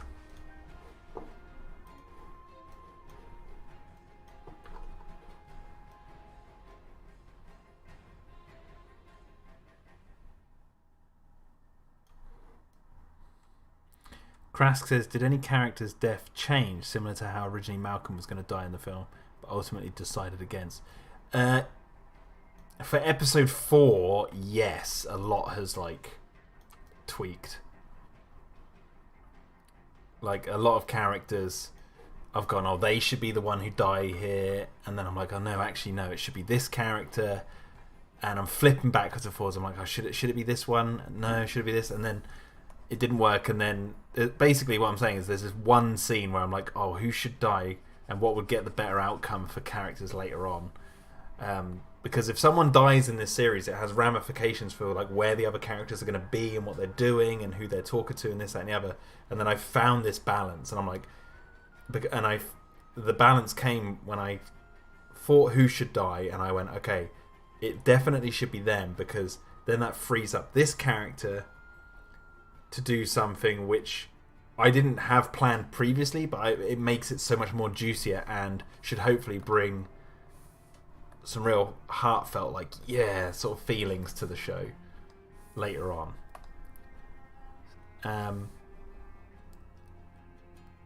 But yeah, so there has been some stuff like that, but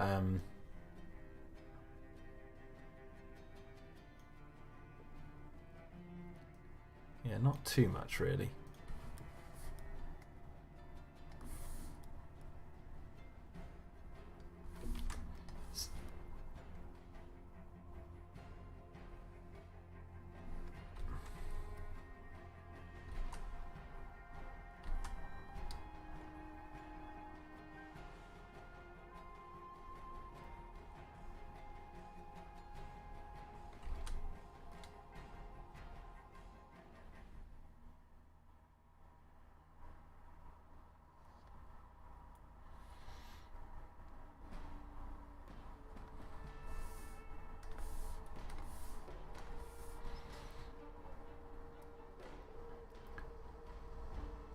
Krask says it's going to be fun speculating on who it is. Tide of Serpents. It was so fun drawing it and making it look really fierce. I took some inspiration from Primal when I was drawing it. Just love the art style of the show. It's very exaggerated in that way. Yeah, that's one of the reasons why I like Primal, is the art style. Something I thought about that show is, like, obviously that show is very brutal in its violence, but the one thing it like juxtaposes that violence with are like these beautiful landscapes that they paint. So like, while the show might appear, you know, you remember the violence, but it's always on this backdrop of like these beautiful settings. And I just think that's kind of nice that they have this kind of balance. It's like you're looking at something very beautiful, but then something horrendous is happening at the same time. That's right, Big Shark. Before Master of Bricks, it was Red Hood. Yeah, I remember that. I remember those days too. Red Hood.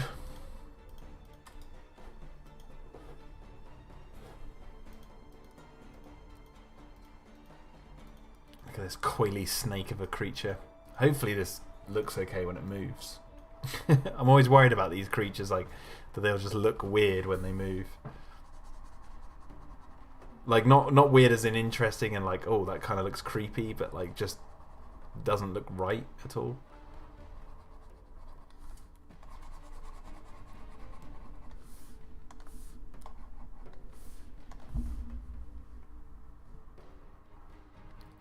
I think it's about time for another bout of Nitiri.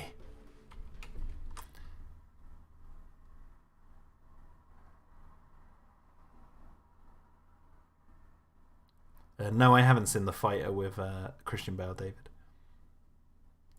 Glenn Powell as Buzz Aldridge.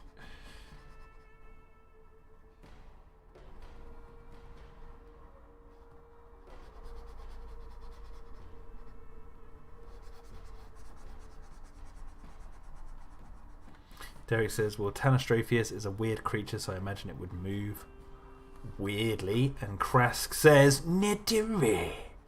You know,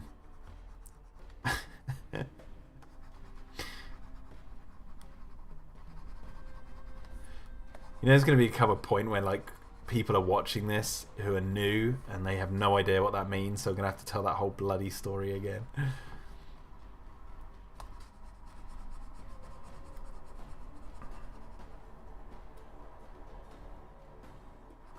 What's your favourite Matthew McConaughey movie, says David? Contact. Contact is my favourite Matthew McConaughey film.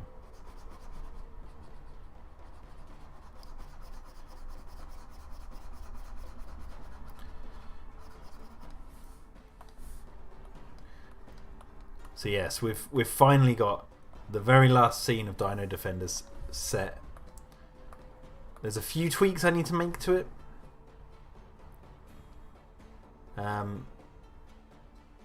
But it should be an ending which people go, wow, I didn't expect it to go there for the ending. And I didn't expect it to end like that.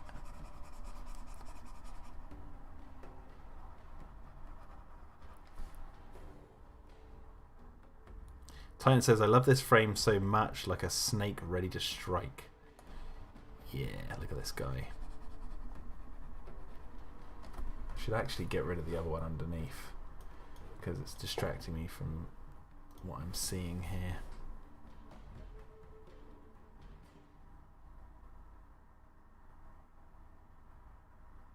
Krask says, I'm excited for the rug pull, but the good rug pull. Well, the thing is, it's like it's not.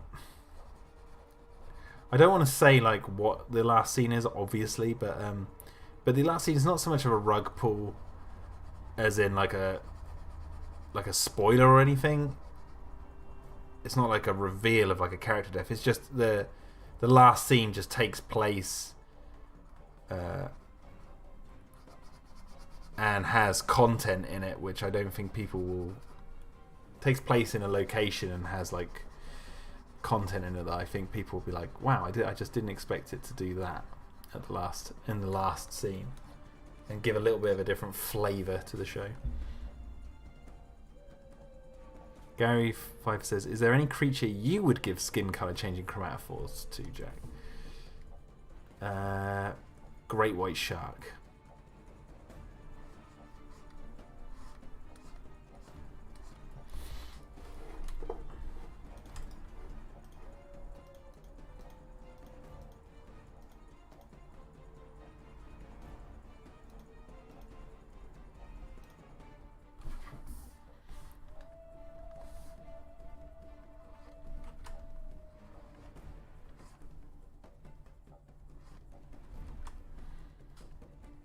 What's your opinion on Life of Pi, says David? I've got Life of Pi on Blu-ray. I like that movie a lot. It's a good film. Big Chuck says, any scrapped species that didn't make it into the show? I could tell you one that I was going to definitely put in the show early on. I was thinking of putting a baryonyx in.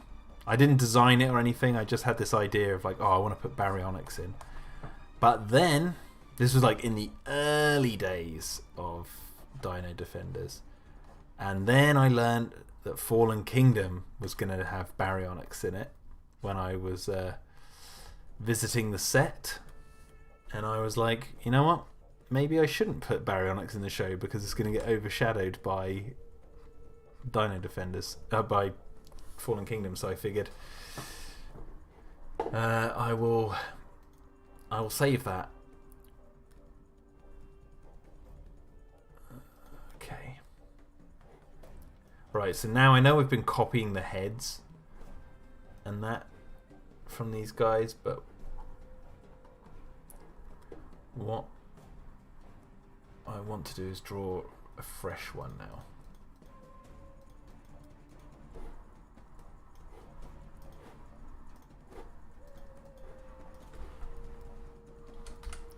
So 27.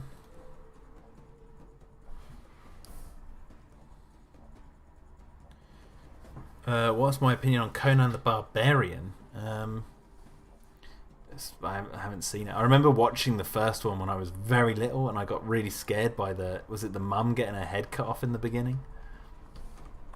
I was very young when I saw that, though.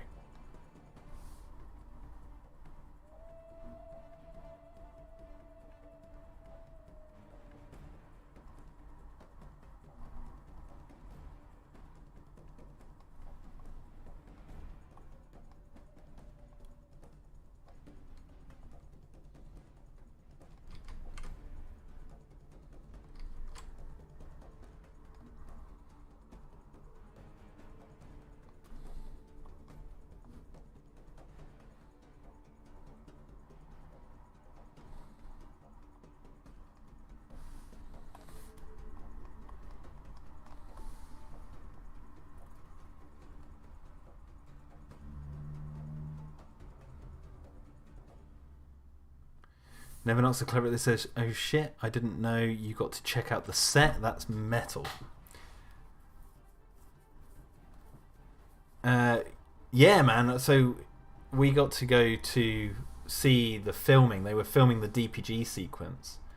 And so we went to Pinewood Studios and they showed us around Lockwood Manor, which is still my favourite set on any Jurassic film. Not just because we got to visit it, but because I'm a sucker for that like old school museum feel. That's why I like dinosaurs that look like this, or creatures that look like this. And we got to walk around Lockwood Manor, go upstairs into the bedrooms. I believe they were building Lockwood's bedroom at that time, so we didn't get to see like the model Jurassic Park. We went into the Arcadia ship, so we saw like where they were building, you know, where they come out just before they see the Brachiosaurus on the dock. We went into that area. We went into the underground cages that they were working on. That was cool to see the cages. We didn't get to go into the lab set. I believe they were building that, or they were building it at the time. Then we went over to the DPG set, which was down the road in a different building, and watched them film. So like as Claire comes out the elevator and all that, we're there on that day when they're shooting that scene. We got to walk around that set, and then right next to it They had the bar set where Owen and Claire talk about going to rescue Blue or whatever, and so that set was there, and we got to go on that. And at the time, I had a job as a bartender, so I was kind of making jokes about how, if you need a bartender, someone to be working behind the bar, let me know. But obviously they didn't. They already had their extra cast or whoever it was. And then we went up to the offices. We went back to Pine. We went up to the offices. Oh no, I'm telling it in the wrong order. We went and visited the sets there. The DPG stuff was the last thing we did on the day, because they were setting up while we were visiting the other sets. But while we were visiting Lockwood Manor and stuff, we went up to their offices, and that's where we got to see like the storyboards, and we got to see the cast list, and that's when we saw Jeff Goldblum smack bang in the middle, and they hadn't announced him or anything at that point, and we were like, oh my god, like he's back. And they're like, well, he's going to bookend the film. It's like he's like a bookend for that story. It's not like a major role or anything, but he is going to be like in the movie. And then we went to the creature shop where I got to see Injured Blue basically finished and touch it and stuff. It was kind of cool. I couldn't touch this one area because they were still painting like around the back of her head. We saw Baby Blue, the puppets for all the baby raptors. They didn't look good, but we got to puppeteer Baby Blue for a second. And then we saw they had we didn't touch it or anything, but there was this like massive Endoraptor arm leaning up against the wall, which was cool. And then we saw they had the huge animatronic T-Rex lying down that was there, and it had this skin on it that looked a bit worn and battered. So it's like they said that they'd been, testing it out and getting it ready. And then below the big robot that was up, basically it was up on stilts because all the puppeteers had to be underneath it. But on the floor they had the hero skin, which was the final skin that they were going to put on it once they'd painted it. So when we saw it, they hadn't even painted the skin, but this was on like ground level, so I could go up to it and touch it. And, you're not really meant to, but I was poking and prodding it. And we couldn't take any pictures. This is what was annoying. We weren't allowed to take absolutely any pictures or whatever. Our phones were basically confiscated, for lack of a better term. They weren't confiscated, but we weren't allowed to take any pictures. But luckily I did see someone had taken a picture of the T-Rex hero skin as they were working on it in the condition that we saw it in. So I put it up on my Instagram. It looked like that. I don't know if you're going to be able to see it in full, but basically it looked like that. It was unfinished, and I actually stuck my head inside the mouth because I got on the floor, and I was like, oh, I wonder like what Gennaro felt like. What did he see when he was sat on the toilet? So I got down and I stuck my head inside, and trust me, that thing's massive. And I was like, that's terrifying. I wouldn't want to be Gennaro. And then after the creature shop, we got taken to go see the filming. So there you go, and Never Not So Clever This, now you know. Oh, when we went to go see the storyboards, we also went into this room that had all like the different plot elements in like post-it notes all on the wall and stuff, and then they had the dinosaur size chart of like what creatures were going to be in the film, and that's where we saw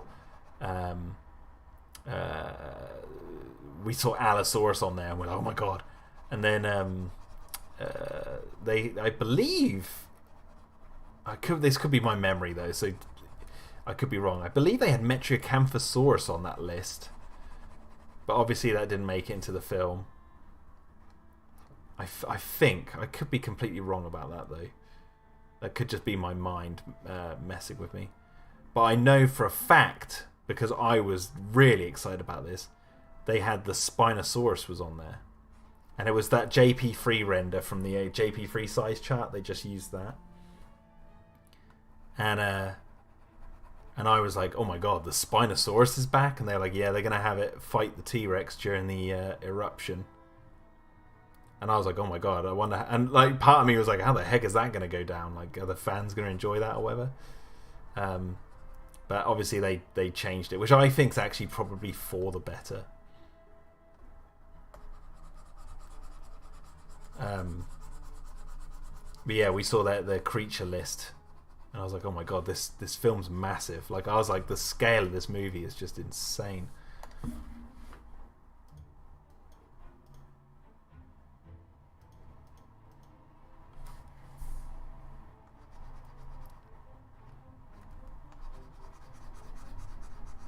There was another room, yeah, when we went in, it was like the storyboards, and you could, if you stood in, and they had the storyboards all on all these walls, and then on tables around the room they had little tiny models of each set, like they'd built to like plan how the sets were going to be built.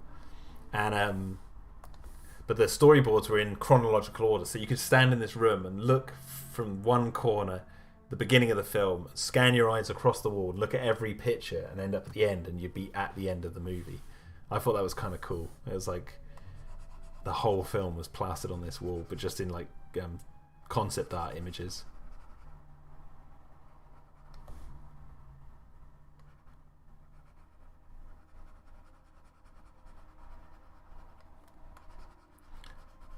Time of Substance asks, do you know why they switched the Pachyrhinosaurus for the Sinoceratops? No, I actually don't know. No idea. Maybe it was because it was designed to look more like a Sinoceratops for some reason or whatever. But anyway, I just wanted to scroll back up because Tyler did ask about Dominion stuff. I can't talk about Dominion whatsoever, as Big Shark pointed out.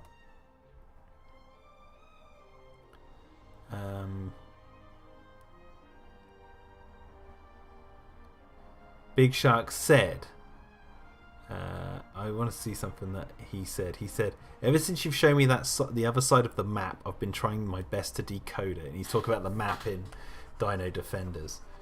Yes.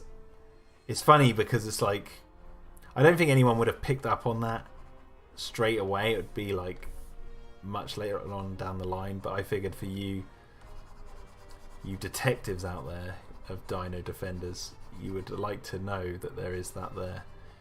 The extra piece of the map.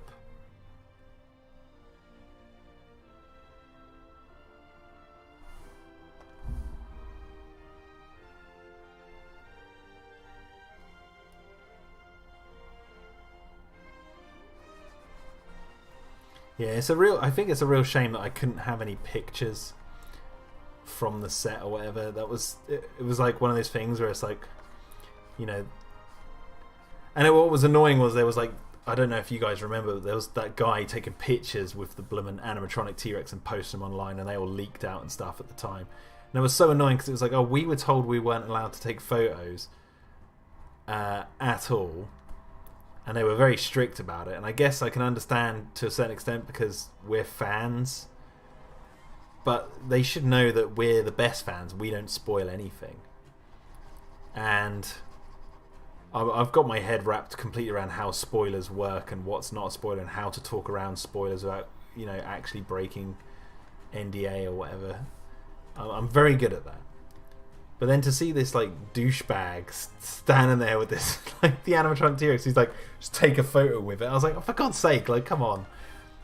I would have loved to have a photo in that creature workshop or on the set of Lockwood. Like, that's the one I wanted.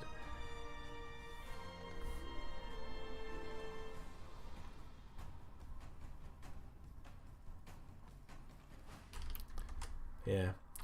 We did actually have an invite to the set of Dominion, but because of COVID that fell through, which I was like, ah. Oh. Oof, that hurts. Because to see, like, if we were there when they were filming with Grant, Malcolm, or Ellie, it would have been like, but alas,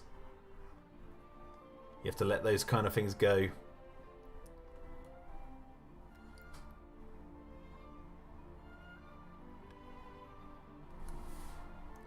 Never Not So Clever at This says, I wonder how much of that underground got damaged when the lookout tower fell.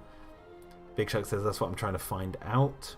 We're going to try and do a forensic reconstruction of the tower, Full Shark, because it seems like the Dimetrodon paddock might connect to the bunker or facility.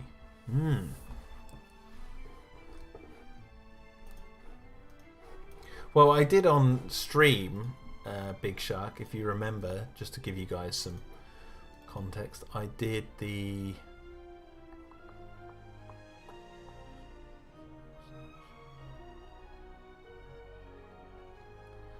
one. So this is the part of the underground base, and you can see it's cracked down the walls, and the screen's going to be flickering like this. So there is that.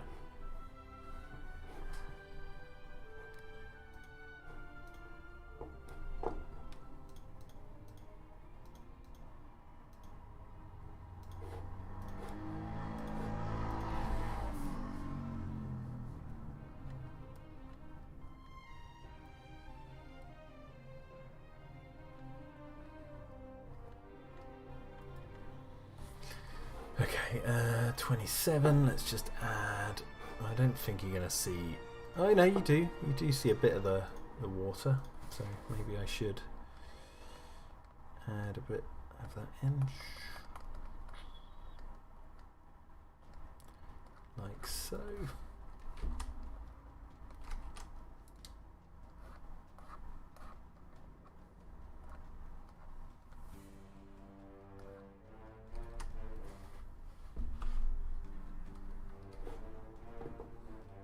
Big Show says, plus rewatch that stream as well.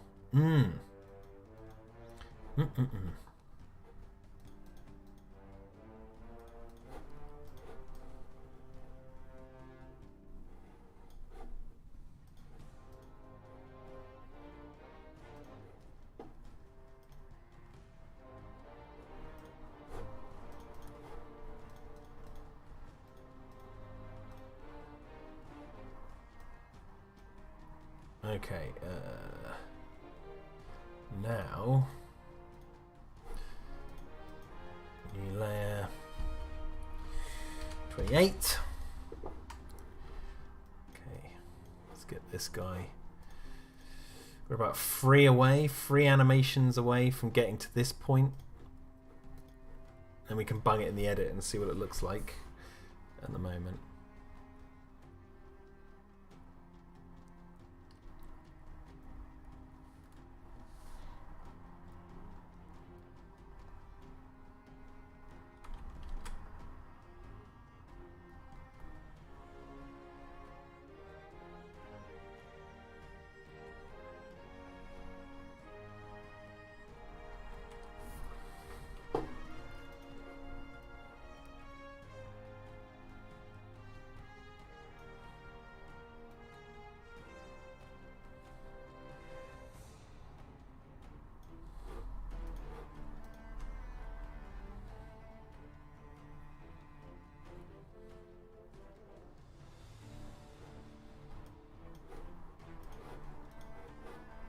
Big Shark says, I think my favourite stream is when I actually found the Tanistropheus in episode 3. It's a good one. It's a good one. Krask says, my favourite stream as well, but this one might take the cake because I love hearing about what Jack planned originally and also hearing more about his experience with visiting the Fallen Kingdom studio. Cool stuff. Yeah, I have in the past talked about visiting the Fallen Kingdom set, but obviously not everyone comes to the streams and not everyone listens back to them, so it's like it is good to like refresh what some people know.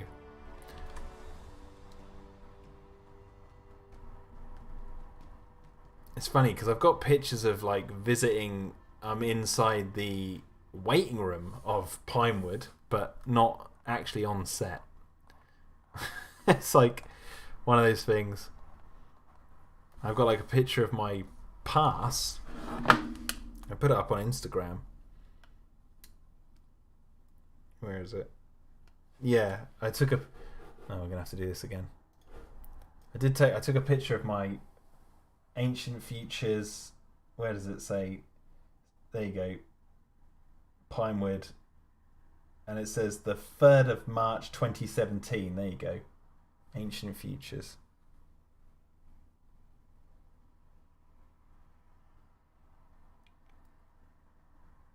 As you can see, like, I put the logo for Dino-Defenders, the first ever thing I posted, the 17th on Instagram. It says the 17th. You're not going to be able to read that, but it says the 17th of September 2017. So, actually, wait. So I'd already... Oh, yeah, I didn't post my pass up until later that year. I got that confused. I thought I'd put my pass up on the day, but I hadn't. So just ignore what I was saying.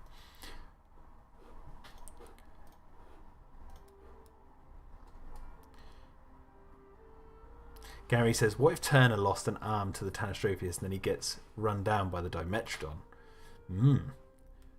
Well, that would be interesting. Krask says, you've told the story before, but the detail you gave today was great. Yeah, because we weren't allowed to take photos, I did have a notebook which I did all my notes for when we were working on the viral marketing. And the notebook, like, I got back to my hotel on that day and I was like, I'm going to write down everything I can remember from my time on set, because while it's fresh in my mind, because if not I'm going to forget. So like little things, which here's another bit to the story. When we were on the DPG set, we were watching them film, and then we were watching on these little monitors, as you do. You can watch what's happening inside the set. And we're stood there. We've got the guys from the Universal marketing team with us, and then we've got Frank Marshall's with us. He's like talking to us as we're doing this. And Pat Crowley as well. And we had seen Colin. Colin was there, but he was actually walking past, and we said a very brief hello because he was actually going off to work on Star Wars, because he was still on Star Wars at the time. But anyway, we're on the set and we're watching them film, and then I look over to these guys on laptops next to us, and I see them working on CGI, and one of them's working on the Endoraptor stalking across the top of the roof at Lockwood towards Owen and Maisie at the other end as the lightning flashes, and another person is working on that low angle shot of the two Apatosaurus heads coming out of the forest as the volcano explodes behind. And they both unfinished CGI, like you could tell. One of them I don't think even had colour. It was like very they were like getting the animation down, and I nudged Tim and I was like, look at that. And the Universal marketing team were like, you're not meant to see that yet. Like, they were joking, because obviously there was no way they're joking. They were like, you're not supposed to see that yet, kind of thing. And then when the trailers came out, I noticed that both those shots were in either the first trailer or the Super Bowl trailer. I believe it's the Super Bowl trailer. So that means they were working on that very early on to make sure that it was ready for one of the trailers. But it's funny that it was all happening like simultaneously.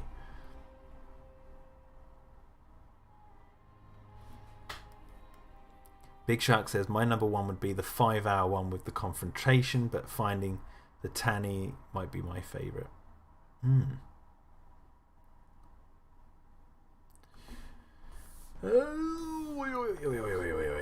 Okay.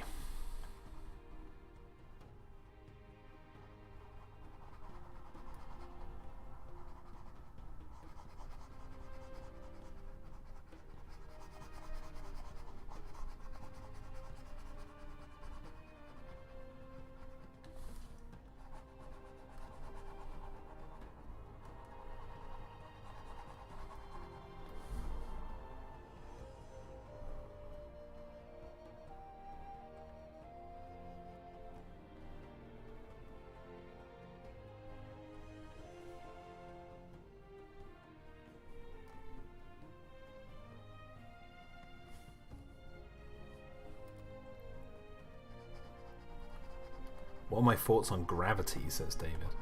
I've only seen the film once.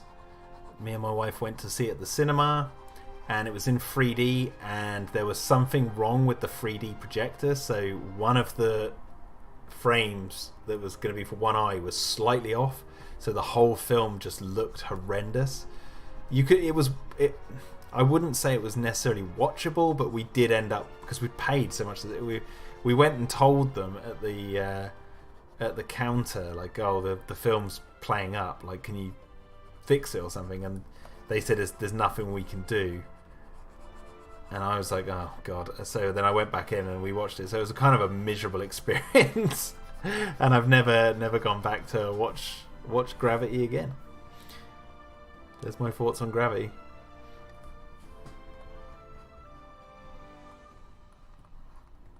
I'd think like I guess they had to play it out of like obligation to the film studio, because they'd be mad if they didn't play it or whatever.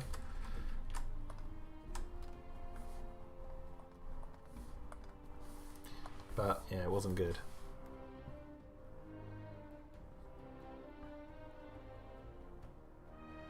Krask says, I don't know if it's as satisfying for you, Jack, but I love seeing you fill in the tanny with colour.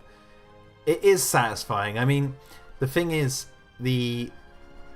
so I've said this before in the past, but like, I'm sure there's people who would watch this who use Photoshop who'd be like, why are you not just drawing the lines and then using the fill tool and cutting yourself a lot of time, or saving yourself a lot of time? And I guess I could do that, but at the same time, the reason I paint like I do is, one, I find it satisfying to do it this way, but two, when you look at how they actually used to animate old cartoons, they used to draw on like a clear sheet of plastic paper. There'd be like a watercolor background or whatever, and then they'd draw like the lines on the bit of paper. Then they would turn that over and get like poster paint or whatever, and then paint the background behind the lines. And then any like sort of inconsistency, like any gaps in the paint and stuff, like they'd obviously fill in, or sometimes they wouldn't. So like if I so basically I'm just trying to recreate that process in the computer, so then it actually gives, as much as I can, that authentic look of an old 90s cartoon, as much as I can in Photoshop. So there's like that reason. But yeah, I find it satisfying.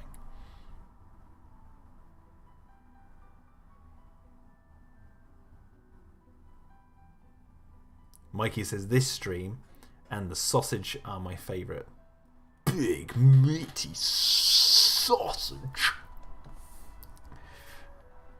The big meat. The sausage.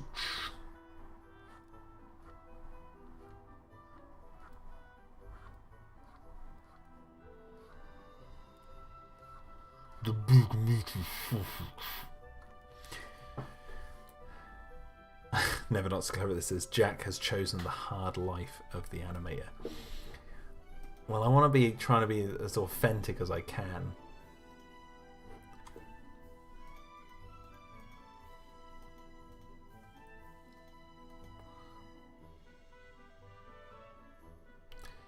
Okay.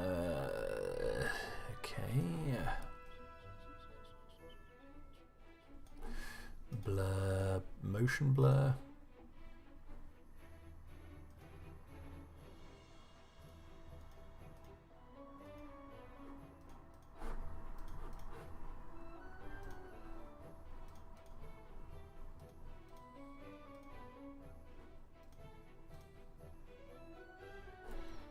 So let's get 29. And I think for this one I'm actually going to start from the bottom up, because I want to get the legs going into the right position. So I think this needs to go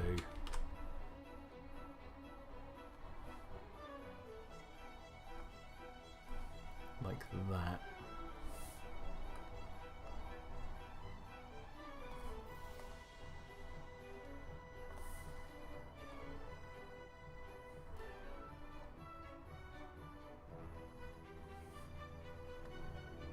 Yeah. That's good. And then do the head next. Well, actually, no, we'll do the body. We'll literally go bottom up. Bottom up.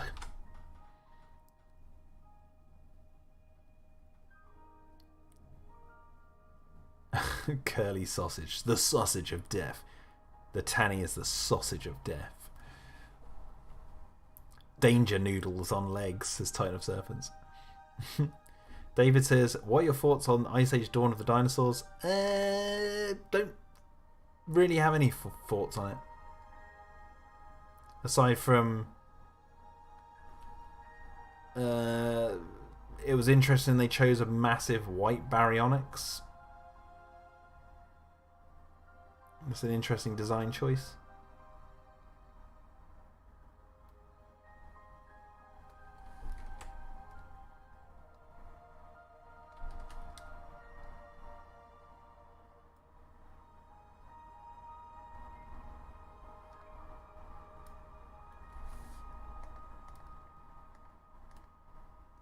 No, see, I need to do the head, because if not, I'm not going to know how the neck goes.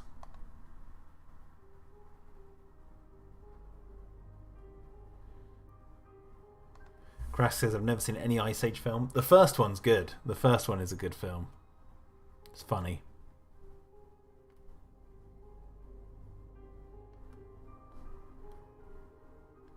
I don't know how it holds up though, because bear in mind I haven't seen it in years.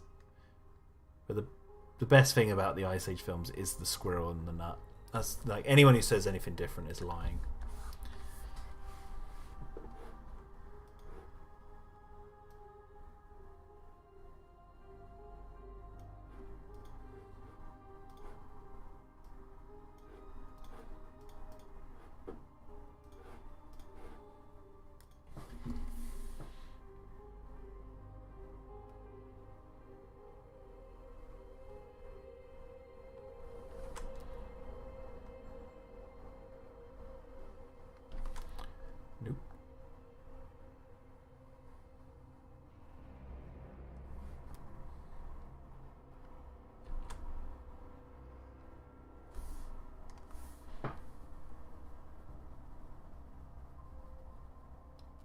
Bancroft says, I think the reason they went for white is they were trying to get a Moby Dick vibe. You know what? Yeah, that makes sense because of that little rat thing that was like hunting it. Yeah, no, you're right. That's probably exactly what they were going for.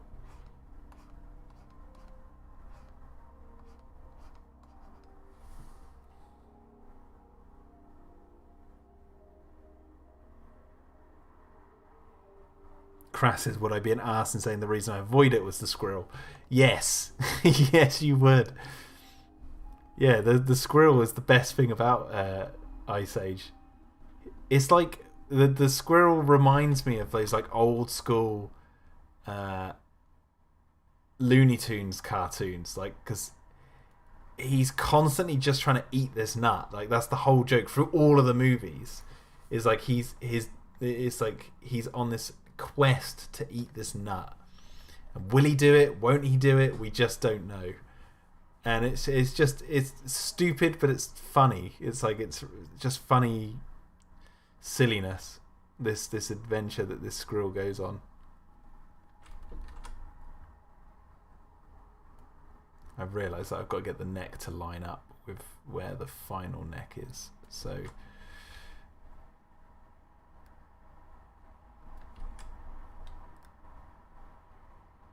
there's a method to the madness here.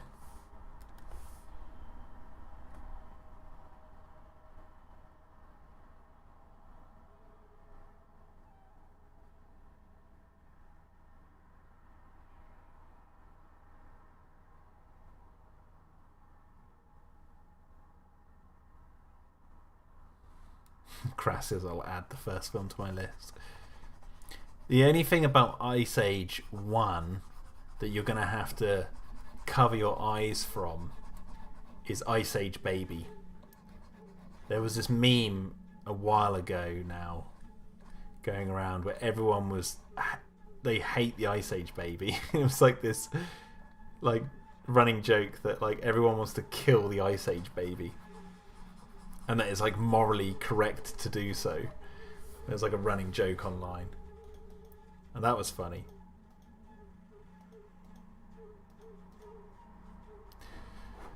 Okay, here we go. Let's do some colouring again. The Ice Age baby is awful, says Monster Monster. Yeah, it was like a running joke online, like a meme that everyone just hates on this baby.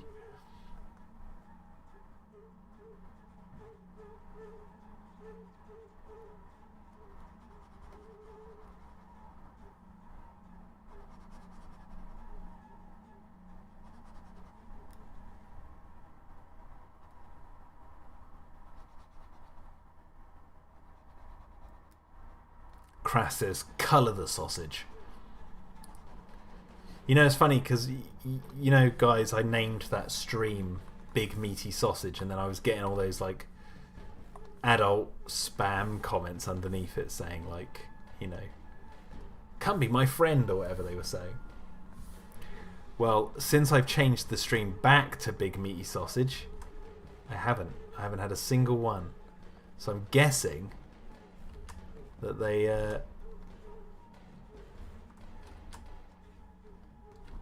that it only picks up if you like make something go live that's new.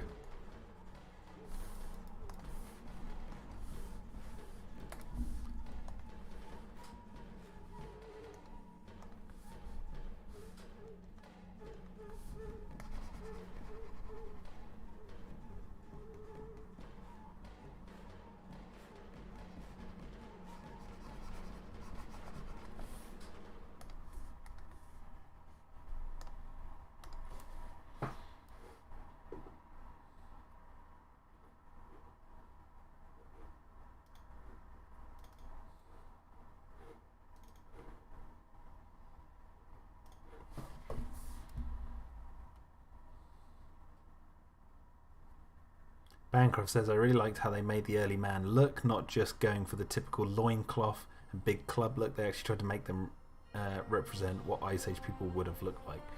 Yeah, it was more interesting. They were a little bit more civilized than your average caveman. Did you see, that's funny you say that, because did you see in the news the other day was talking about those cave paintings that they found that were like 12,600 years old that depicted mankind living alongside the giant sloth, woolly mammoths. Obviously we know that woolly mammoths were hunted, but there's like a giant sloth. There's like animals on there that were, you know, they weren't expecting to see them on there.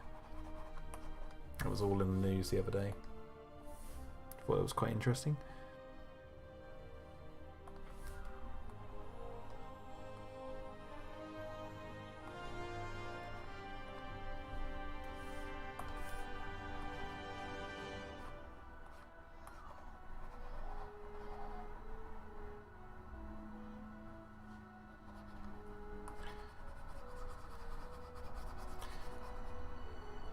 But what, oh yeah, that was what was interesting, was they found these cave paintings in the Amazon, which I thought was really cool.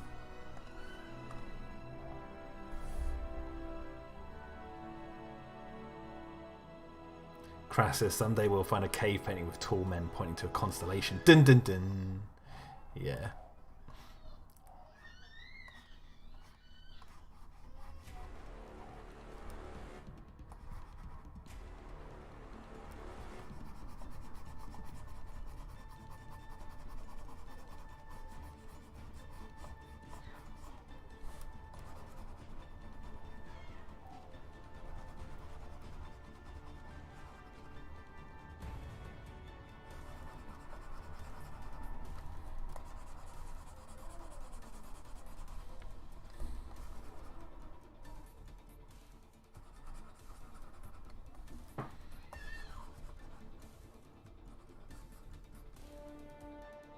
It wasn't a giant furry sloth, it was a transformer.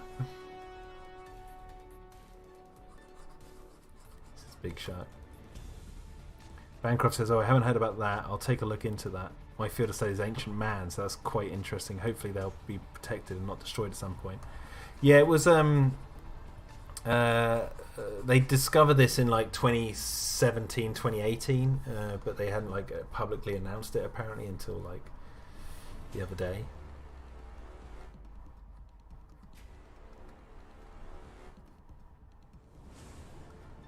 It was Sid the Sloth. Titan of Serpent says, favourite episode of Primal? Mine is Terror Under the Blood Moon. That's a tough one. I really liked the last episode, was quite a good one because of the twist. I do really like the zombie episode, Plague of Madness. And Rage of the Ape Men's pretty good. But they're all too good.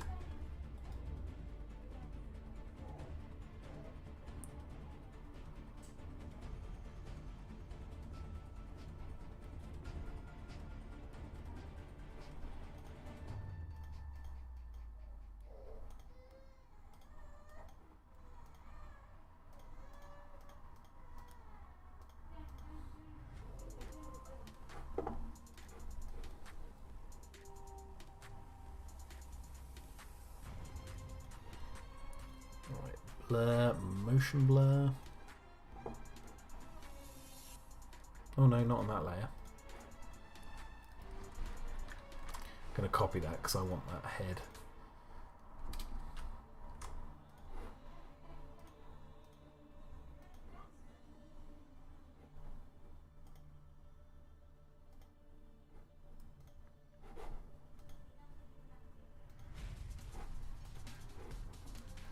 Okay, so 29.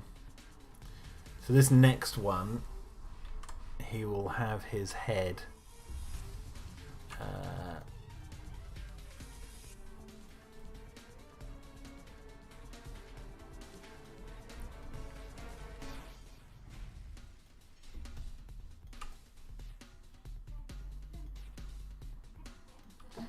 he's gonna have his head, like his mouth's gonna slightly open. Are you a fan of wrestling, says David?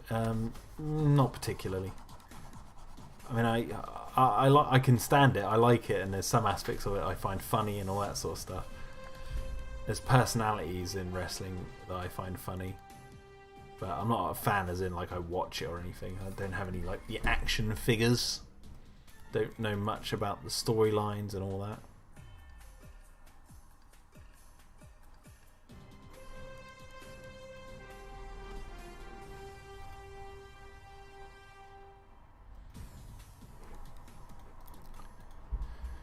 So now if I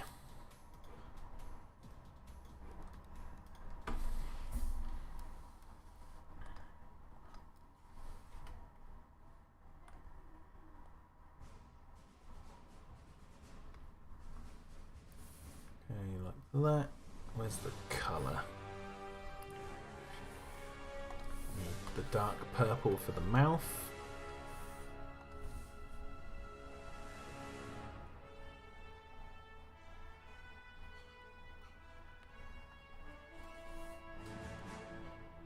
Oh, I forgot to do something with this guy. Maybe I'll do it. I was going to give him like a tooth sticking out.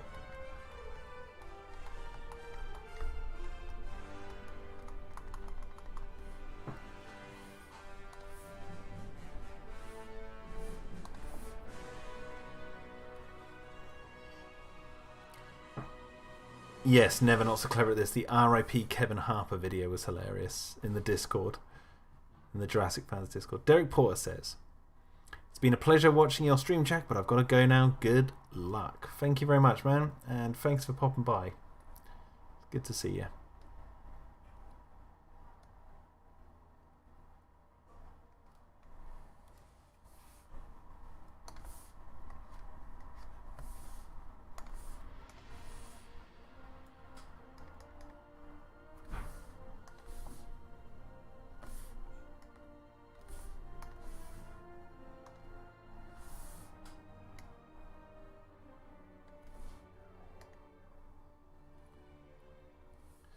So now if I match the body to this one.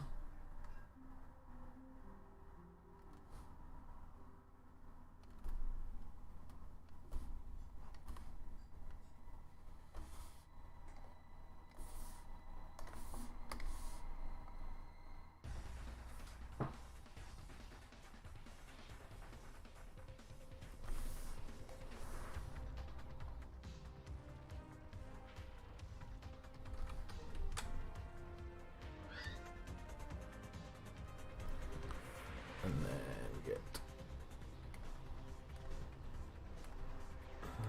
where is it? There it is. So now... yeah, this is 30, right? But this is actually 2010. 210.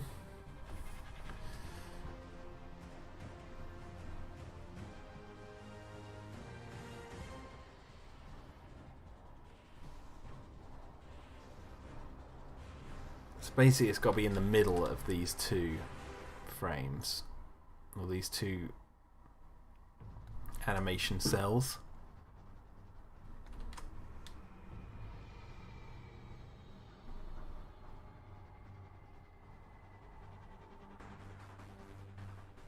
Like so. Maybe it's a bit thin down the back there. Maybe if I open that up like that. No.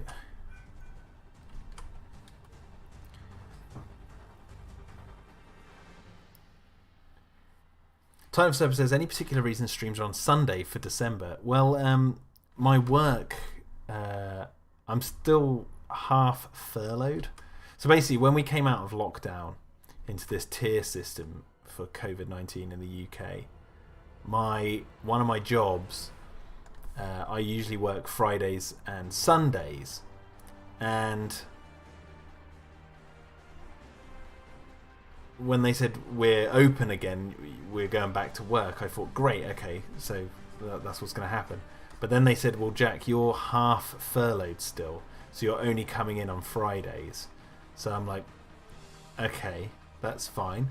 But then I figured, well, actually, you know, most people are at work or they're at school on Tuesdays, and it'd be cool if, just as a little bonus for people, to watch the live streams along, if I live stream on Sundays then through December, then at least those people can watch some live streams live instead of, like, you know, being on their lunch break or watching between lessons or whatever they do. These kids do when they should be learning. So I figured, you know, while I've got Sundays free, I might as well live stream on Sundays, and you guys can, you know, the weekend people have free time, so because it's the weekend, they can join in more.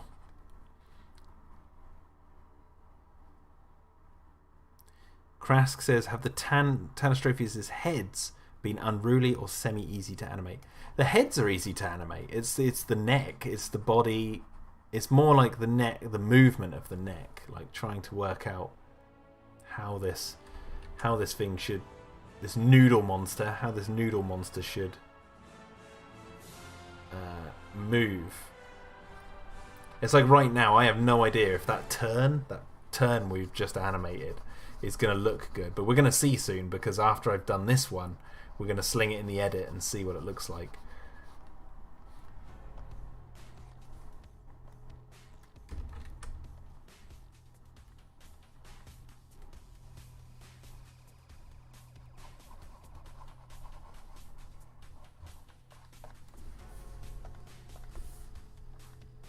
Thing is, though, like, there's a lot of things that I anticipate with this series that I'm like, oh god, I don't know how I'm going to do that, but then I somehow, like, work out a way of doing it. One of the things in episode 3 of Dino-Defenders that I was really anticipating animating was the helicopter spinning out of control, because I was like, I originally was thinking of asking a friend who works in CGI. Like, I was thinking of the people who I know who work in CGI. I was like, if I draw up, like, you know, a side image two sides images, the front and the back of this helicopter, and the bottom, and the top. I wonder if they would like make a 3D helicopter for me. But then I thought, you know what, I'm going to have to ask them to animate it over the image. And I don't know if the style will look weird if there's just suddenly a random CGI helicopter in there. So I decided I'd do it at, in 2D in Photoshop. And it actually turned out alright. It didn't take actually that long. I had to do like, what, 6 or... No, maybe like 10 frames or something. And then you just put it in the edit. And actually, I think I've got it. Let me see. Episode 3 bits.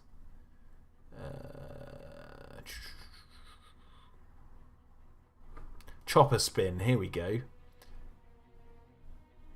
So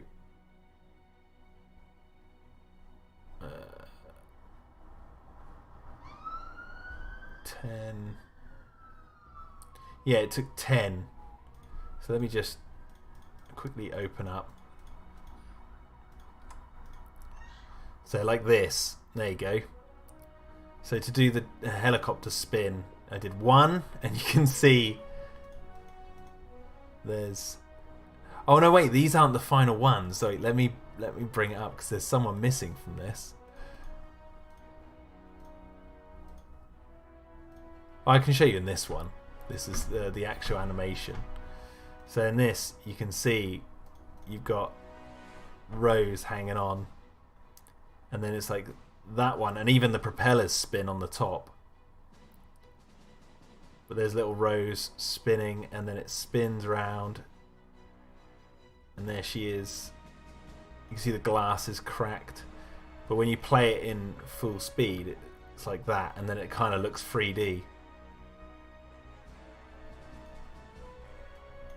So that's how I got that to be done. I want to zoom in on that, but look at little Rose spinning around like, ah!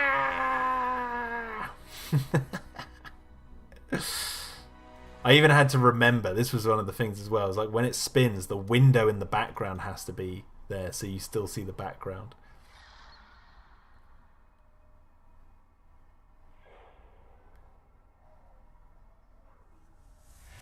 Krask says I've learnt more today for the behind the scenes. Nice.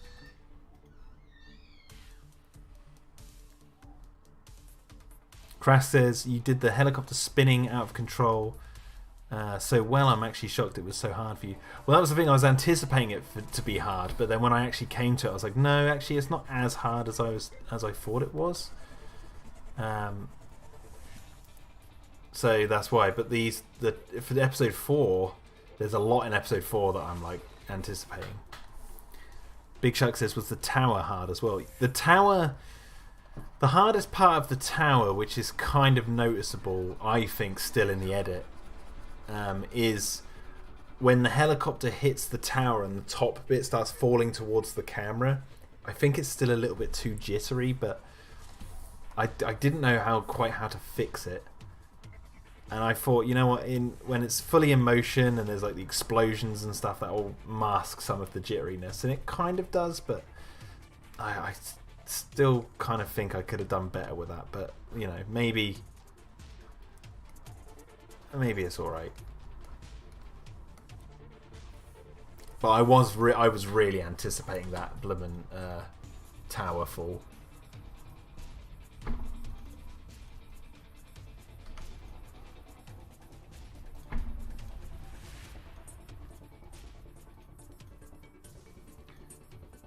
So I might do one more between these two and then we'll bung it in the edit. Okay, so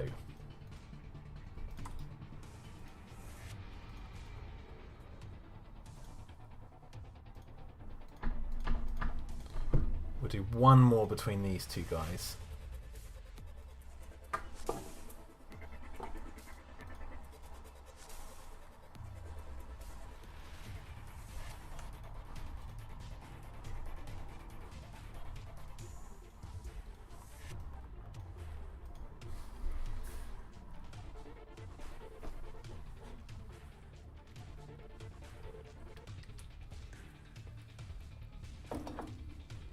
Asks, when did you decide Kevin had to die? I'm glad he got a quick death, but it still hurts. I kind of knew from the beginning. Kevin, for me, was one of those characters. I was like, he's for Buzz's character development. I was like, he's going to die.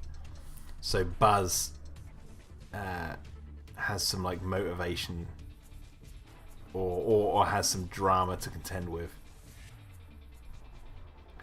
So I kind of knew Kevin was going to die from the beginning.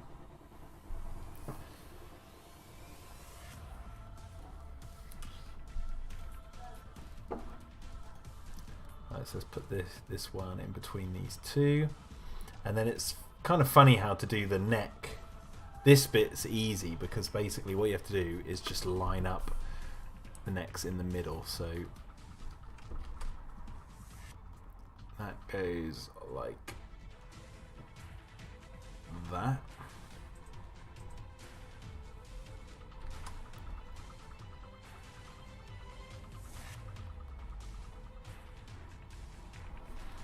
Oh, so you can see where these two like converge here, like there's the convergence of the two layers behind.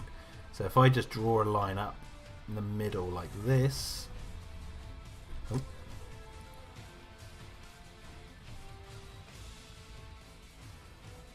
and then come right, oh god, that's too thick, but that's okay, we'll fix it. And then you can see that top line isn't right now.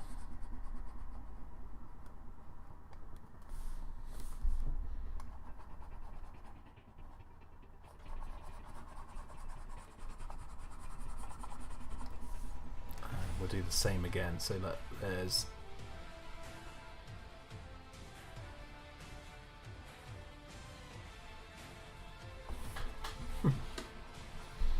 nope, not satisfied with that. It's too thick.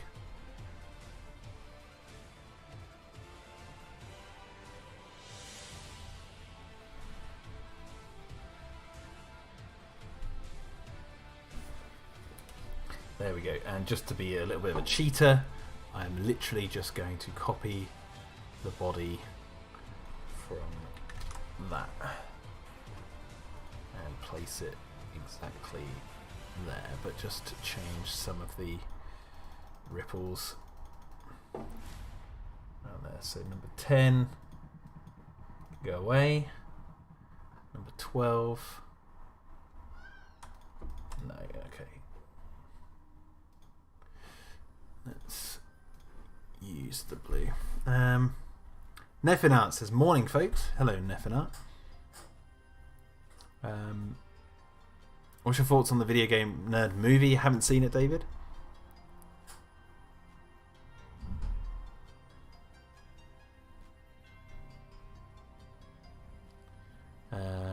Titan of Serpent says, I was watching that clip of the Kentrosaurus versus Megaraptor fight on your Instagram and it looks so beautiful. Oh man, that fight now, that fight's so good. I'm really proud. That might be one of the coolest things I've ever made. Is that fight. I'm really pleased with how that fight turned out.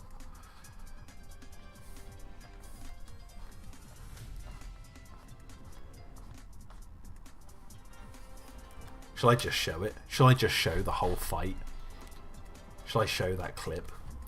Dare I show the entire fight? The finished shot? I mean, if you're a Patreon, you can see the whole fight without any of the background or anything.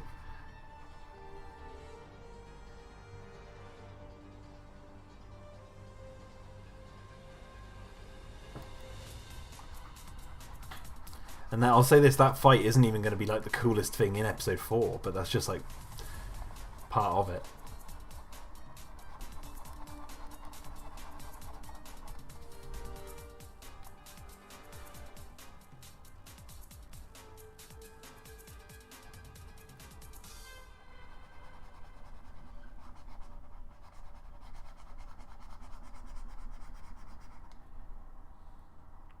Dinosaur says, no, not the whole fight yet, just wait till the episode releases.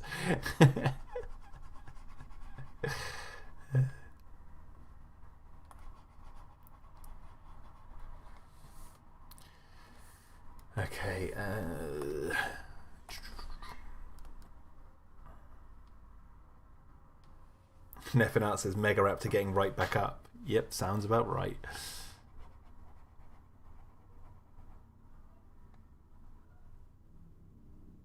Crash says, I love how you can pack it in without it feeling overstuffed. What do you mean? What do you mean pack it in? What are you talking about?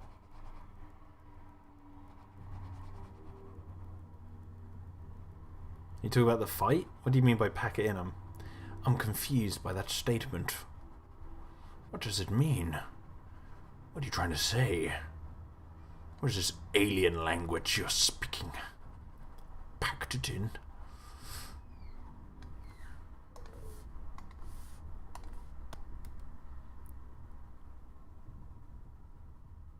Oh, it was a continuation of your previous one. Oh, I see. Episode 4 has me hyped so much within it.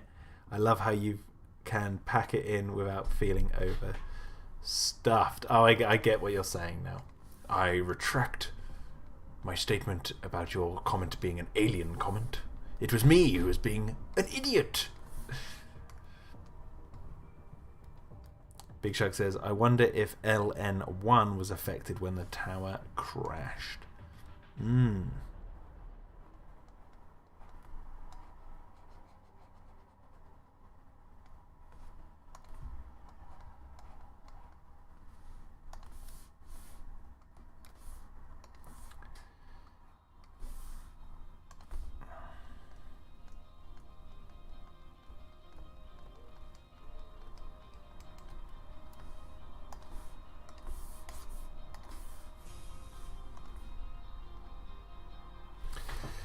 Okay, let's move that like that, and then we'll just, I'm just going to motion blur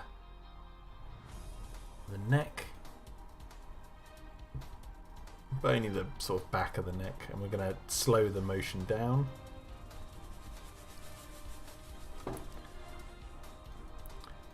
Okay, let's put 12 above. Alright, now we have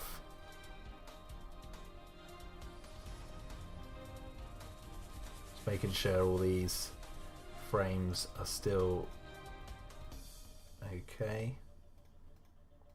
I feel like there's gonna need some frames between there and maybe not. I don't know. We'll see. We'll see. Right. So we need all of these.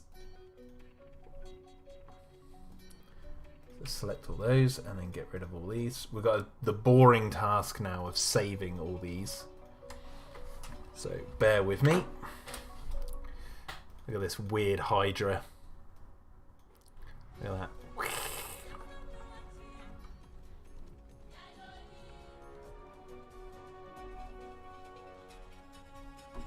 Big Shark says it might be Deep Blue Sea in Rose's room. Crash says, I still wonder how Turner is going to fare against these curly boys. Well. Neffinat says, at some point I'm going to have to draw a Megaraptor versus Gaiaraptor showdown. Ooh, that's cool. I would love to see that. Anyway, right, let's save. Oh god. What are you doing, Photoshop? Oh my god. Don't do that. Actually, for starters, let me click save. I did all that without saving once. Okay, now let's do this. We'll make a new folder actually in the appropriate folder, and we're going to call it 2. Just 2, because that's going to represent second Tanastropheus. So this is what I mean by earlier look. Because I painted it without filling it in, you've got these kind of like gaps in the paint. But I kind of like that because it kind of gives it this sort of sense that it is hand-drawn, like the whole thing. I don't know. I like it. It's weird, but I like it. Some people might really be OCD about that. But I don't care. Because I've seen like actual cartoons that have stuff like that. Hello, Never Not So Clever This. He said, sorry I had to step away for a moment. And Honky Hydra. Holy Hydra, Batman. Honky Hydra. Okay, save. Right, come on. Let's get this done. There's 1. Okay, get rid of that. Then we've got to save the eyelid, which is this tiny little orange thing here. We'll save it as lid.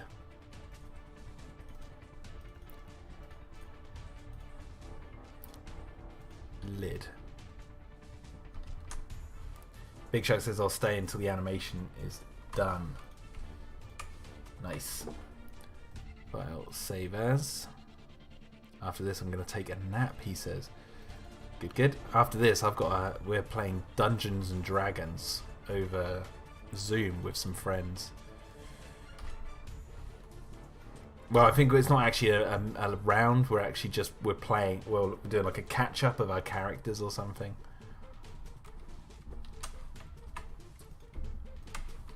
I'm probably gonna have a donut as well.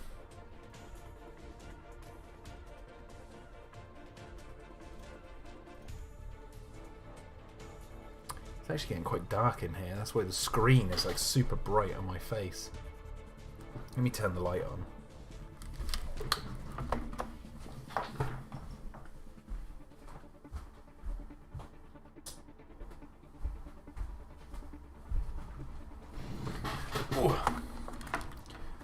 Don't know how much that helps. I'm thinking in the new year of getting a new webcam, because this one kind of isn't great. Hello Steve, how are we doing? Steve, you're going to have to talk to James. Send your spares to James, and then James can post all the spares you have for your sticker book to me.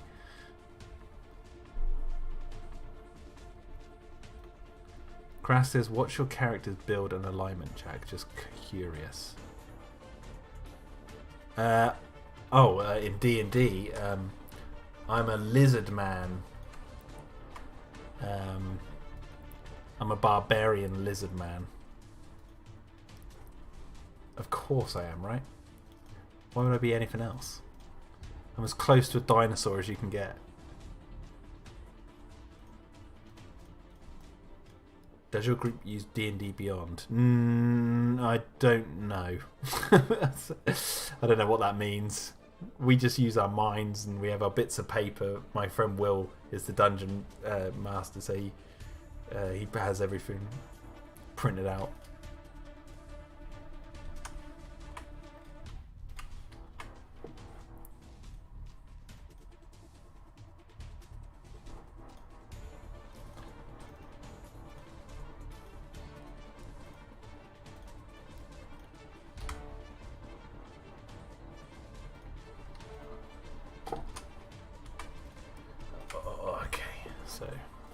Save as.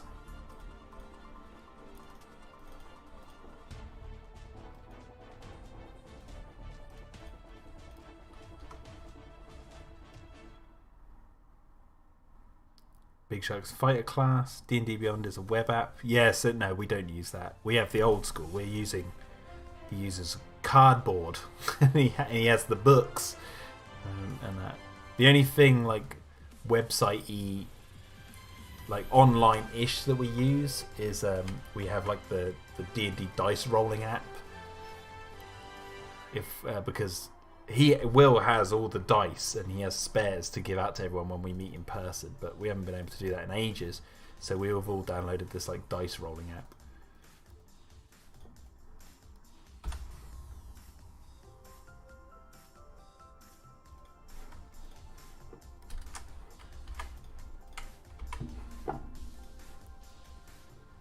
I noticed some of the water is missing on some of these guys, so I'm going to have to go back and make sure that they've got water on their legs, but for the time being I will just...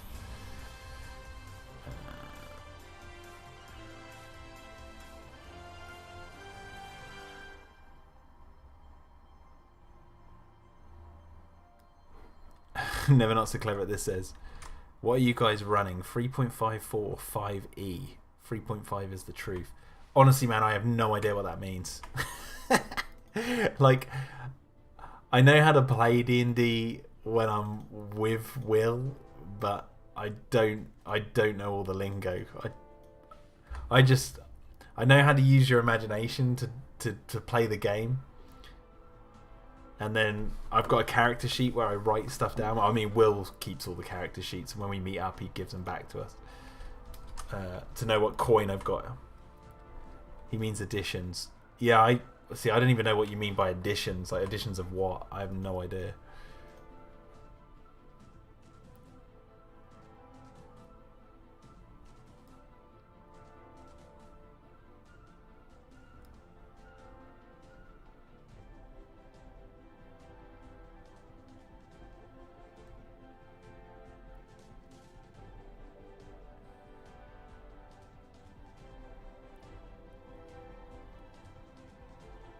I have no idea what you guys are talking about.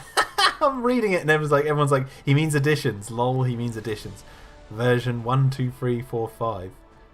I still have no idea what that like means in terms of D&D.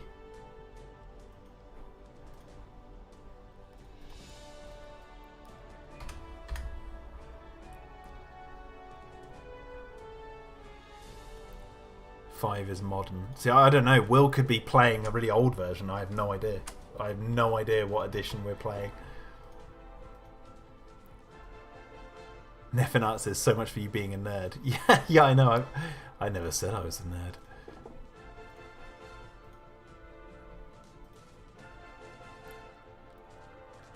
Nefinat's clever says, next week I'll be running a Jurassic Park themed one-shot story with the Call of Cthulhu rules. Nice.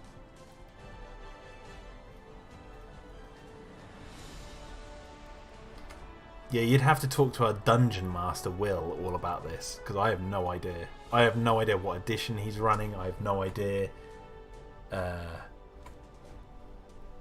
have really no idea. I just turn up and I know I'm a lizard man, and then he goes, you're in a pub, and blah, blah, blah, and we're in this, and this is where you're up to, and that. And then I go, okay, I want to... He says, like, there's a person in the corner who looks shady and blah, and there's someone over there who looks like they're joking around, and then I go, I want to go talk to that guy, and my friends, we're all doing this sort of stuff, so I have no idea what the edition is or anything like that.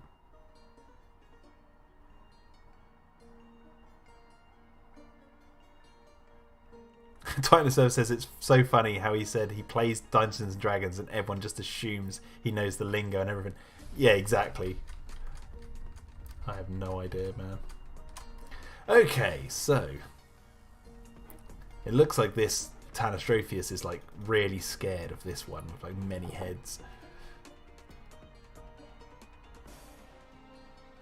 Yeah, I think it will be average D&D Big Shark, because not everyone who plays on our team knows much.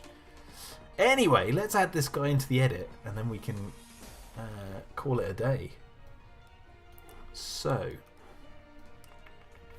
he needs to be behind... I think this is... Yeah, that's that one.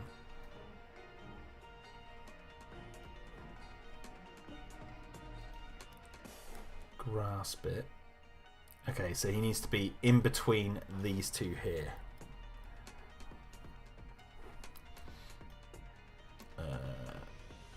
Bear in mind, do you notice I didn't even do the tail for that guy? Right, so... Now we know that we want this guy to be hidden until here. So number one should basically go like that. There he is, hidden. He's hidden in there. And then we're going to bring these up one more because we need to do the eyelid.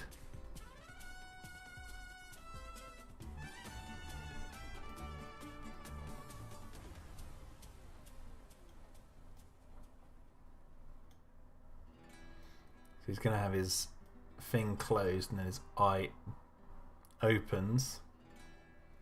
Maybe a little bit sooner than that. See, I know what roll for initiative means.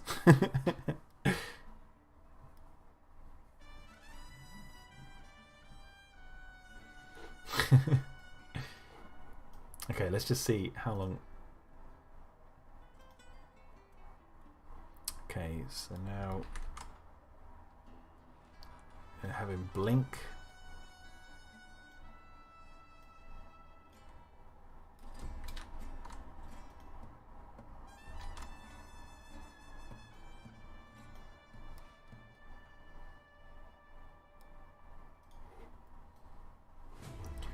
Okay.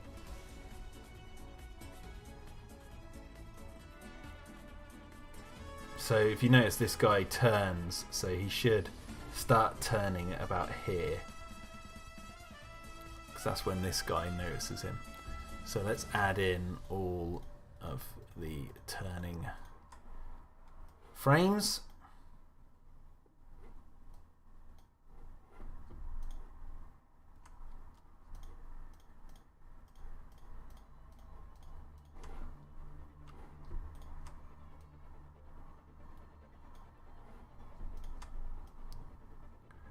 Add those all down here.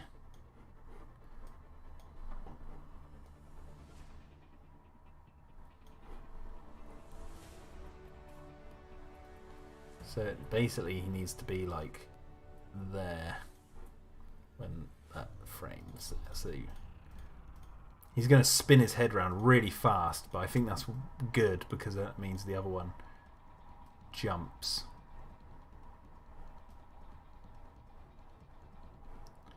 Okay, let's see. How does this look?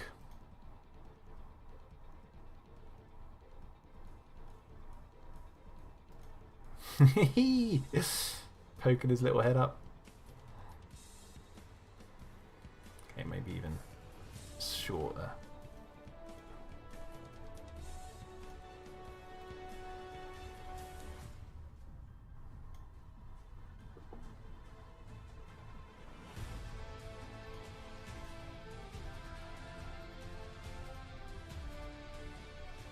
That's kind of cool.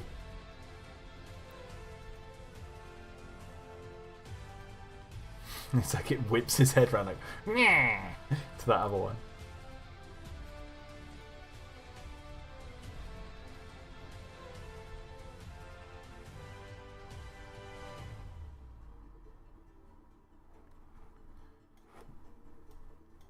Okay.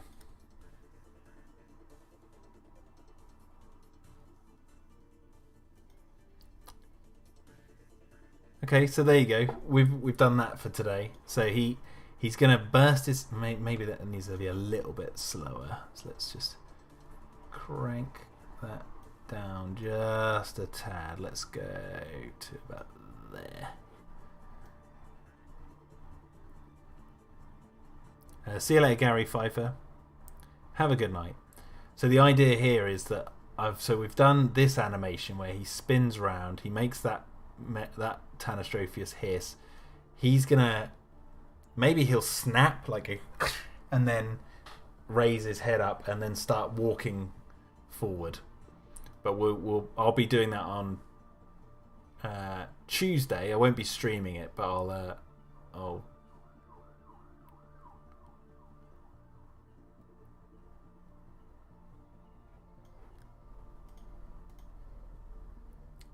definitely be working on it behind the scenes. But there you go, that looks pretty good.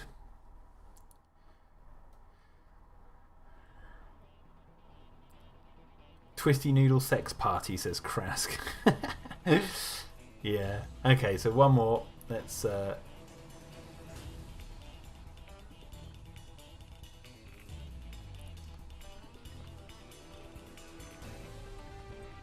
I like that. It's because it's like it sees that other Tanistropheus coming forward, and then it like gets angry. But obviously, it stops animating when it gets to here. So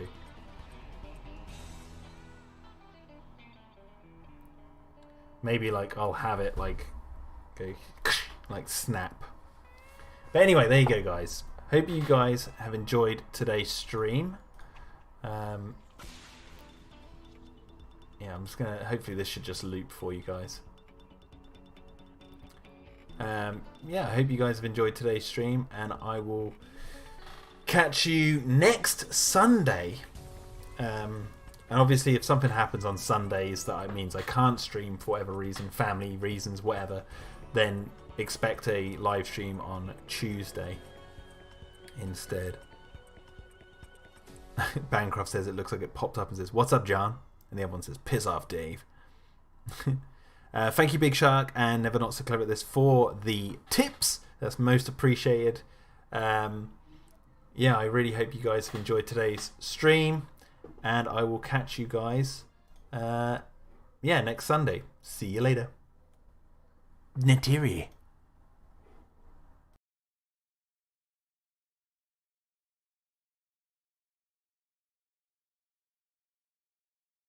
Big meaty sausage.